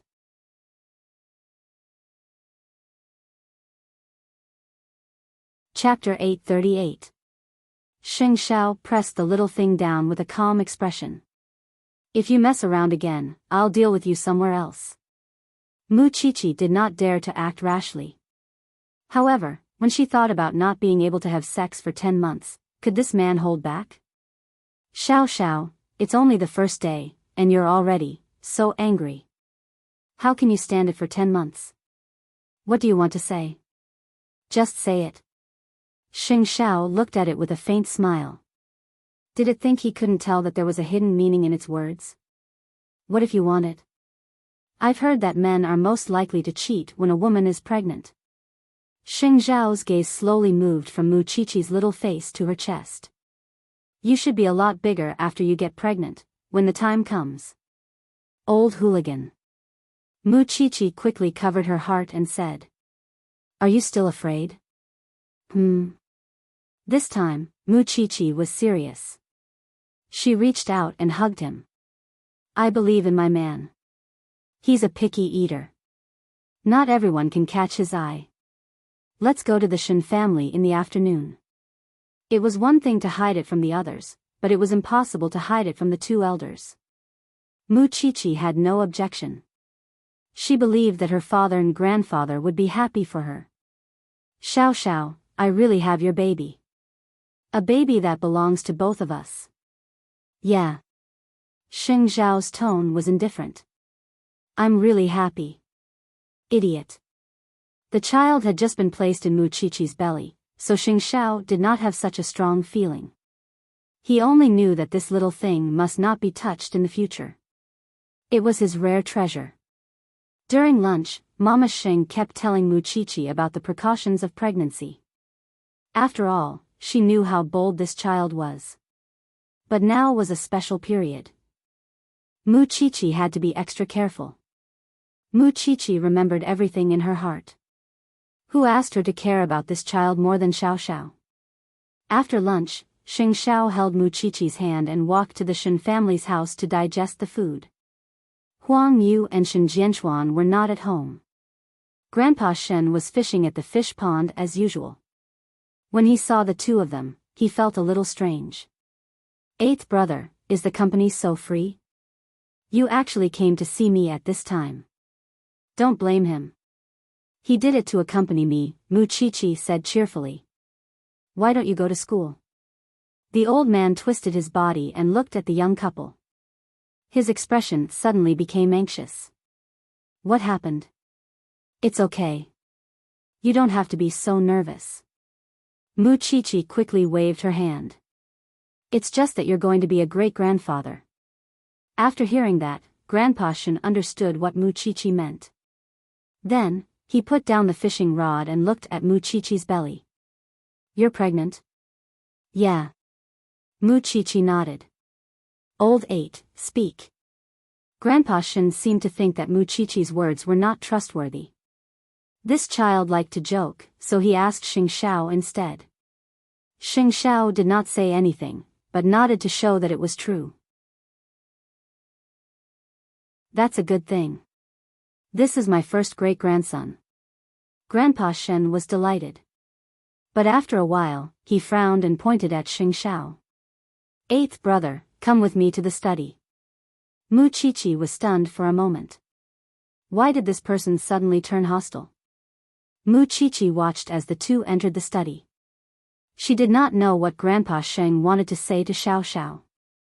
A man's heart was like a needle at the bottom of the ocean. In the study, Grandpa Shen paced back and forth with his hands behind his back. No matter how he thought about it, he felt that something was wrong. Eighth brother, you're too selfish. How old is Xiao Qi? Just let her. Let her. Grandpa, it's my fault. I couldn't protect her well. Xingxiao did not explain. But there's one thing I can promise you. Whether she gives birth or not, I won't use anything to restrain her. Grandpa Shen believed that too. Compared to Xiao Qi, he had watched Xingxiao grow up. This child used to be frivolous and did things based on his mood. But after being with Muqiqi all these years, he had become mature and steady. Moreover, he knew how much Xingxiao doted on his baby. Of course, I'm happy that she's pregnant. I just need to emphasize one thing, and that's safety. You know that there are people eyeing our two families now. I don't want Xiao Qi to take this disaster at this juncture. I don't plan to announce it to the public until Qi gives birth to the baby. During this period, let Qi claim that she's sick, Xingxiao replied. Yes, this is the safest way at the moment. Not letting others know would reduce the attention of others. You young people should arrange these things yourselves. But don't forget what you promised me. You can't let Qi suffer any grievances. I know. The two of them did not stay in the study for long. But it was enough for Muqiqi to stretch her head. After a while, the two of them came out of the study. Muqiqi quickly went up to him. Grandpa, do you blame Xiao Xiao? Don't blame him. It's me who wants to keep this baby. He thinks I'm still young. You. Grandpa Shen nudged her head. You're going to be a mother soon. You can't be like before and do whatever you want. Eighth brother spoils you, but you have to know your limits. I know, Muqiqi replied as she touched her head. I know. Tell your father later. Then, take good care of yourself and give birth to a healthy baby. Do you understand? Grandpa, don't worry. When that time comes, the whole family would treasure this child. Muchichi could already imagine that she might not be able to hold her own child in the future. Grandpa Shin snorted and returned to his world. Muchichi looked at Xing Xiao and said, I want to wait here for Dad to come back and tell him the news personally. If you have something to do in Zhongteng, go and do it. You won't worry about me staying with the Shin family, right? I came out for 2 days just to accompany you. I'm only worth 2 days for you to come out for. Little one, don't be too proud. I'll find a book to record everything you've done. When you give birth, I'll settle everything with you one by one. Xing Xiao hugged her, but there was a sporadic smile at the corner of his mouth. I don't believe you can bear to. The two of them waited in Shin Jianchuan's antique room. Half an hour later, they saw Shin Jianchuan coming back. Dad, Shin Jianchuan glanced at the two of them. He was also puzzled. After a moment, his gaze moved down to Muchichi's lower abdomen. This person was more meticulous than the old man. He knew that if it were not for this situation, the two of them would not have waited for him here at this time. You're going to be a mother? Why are you so wise? Muchichi immediately praised. We don't even need to say anything.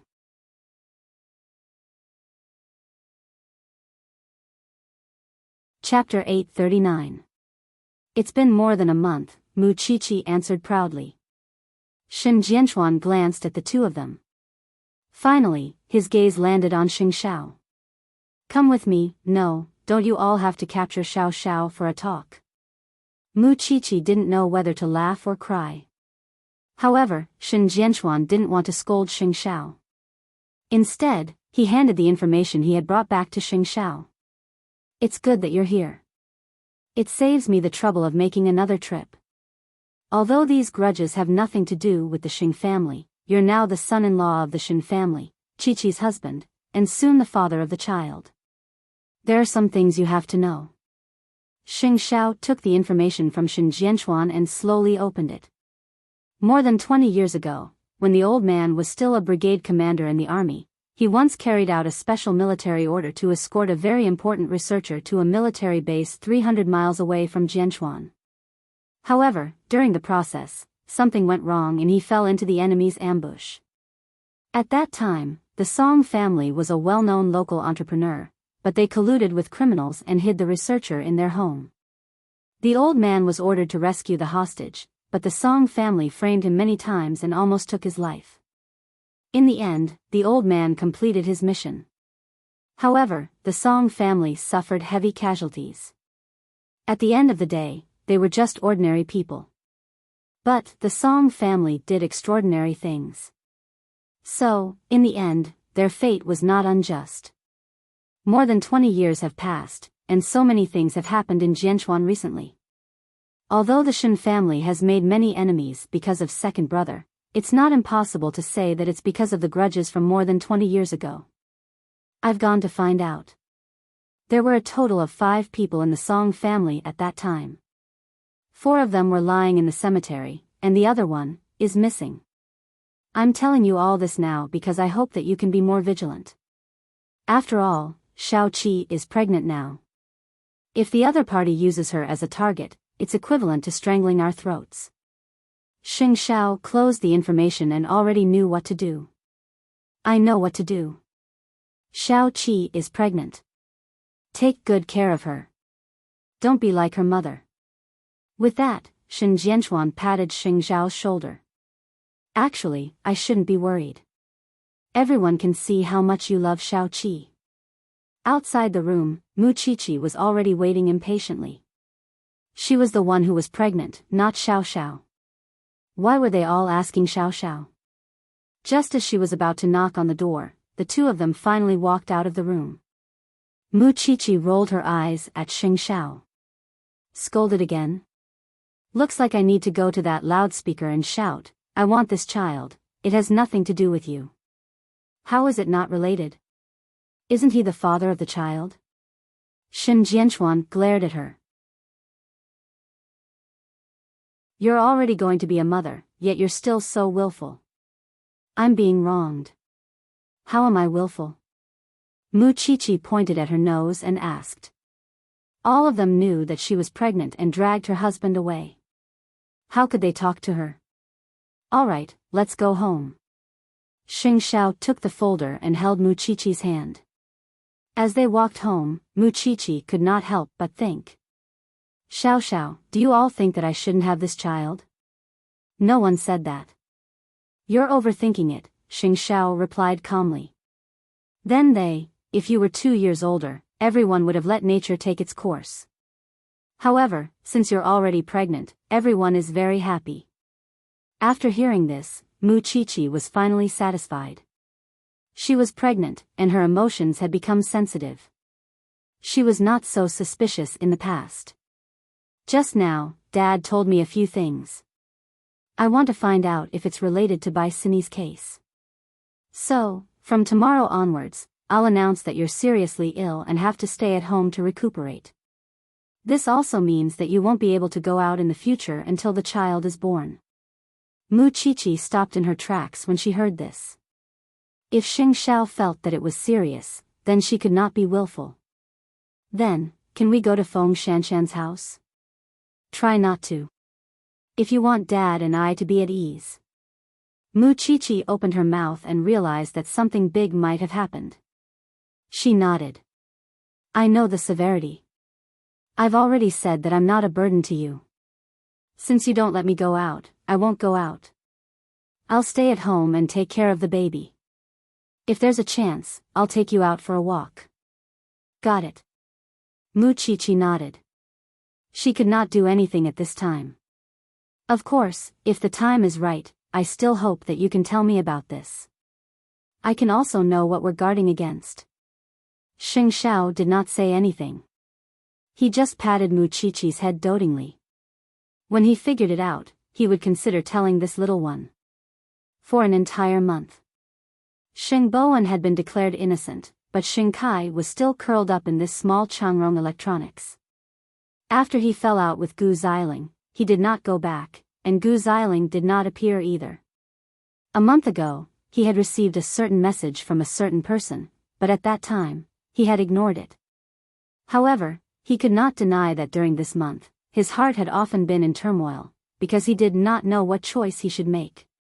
During this month, Jin Bo did not contact him, but Xing Kai knew that Xing Bin was working for Jin Bo. Jin Bo had even sent other helpers. The target was Tang Yen. The afternoon weather was already very hot. Xing Kai thought that at least for the time being, he should not see Gu Xiling. However, he did not expect that she would directly rush to the company and be aggressive. Xing Kai, look at what you've done. Gu Xiling threw the phone with the chat history open in front of Xing Kai. Why are you here again? Xing Kai did not even bother to look at her. I've always turned a blind eye to you messing around outside. Now that you've gotten your mistress pregnant, she's already here. What do you want me to do? Without another word, Xing Kai looked for the security guard. Drag Gu Xiling out of my office. Xing Kai. Do you still want our marriage? Whoever wants it can take it, Xing Kai answered directly. You scum. Without me, you're nothing. How dare you have a child with another woman behind my back? How dare you give birth to one? Xing Kai, let me tell you, I'll definitely make you wish you were dead. Xing Kai did not react to Gu Xiling's warning because he had already given up. This woman's humiliation was endless. From the beginning, the two of them should not have taken marriage seriously. Besides, wasn't it difficult for him to get a woman pregnant? If it was true that someone was pregnant with his child, he would definitely divorce Gu Xiling and remarry her.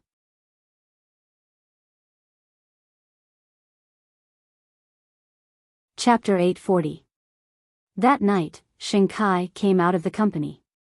As soon as he entered the underground parking lot, he was pressed to the ground by a few men with a sack over his head and beaten up.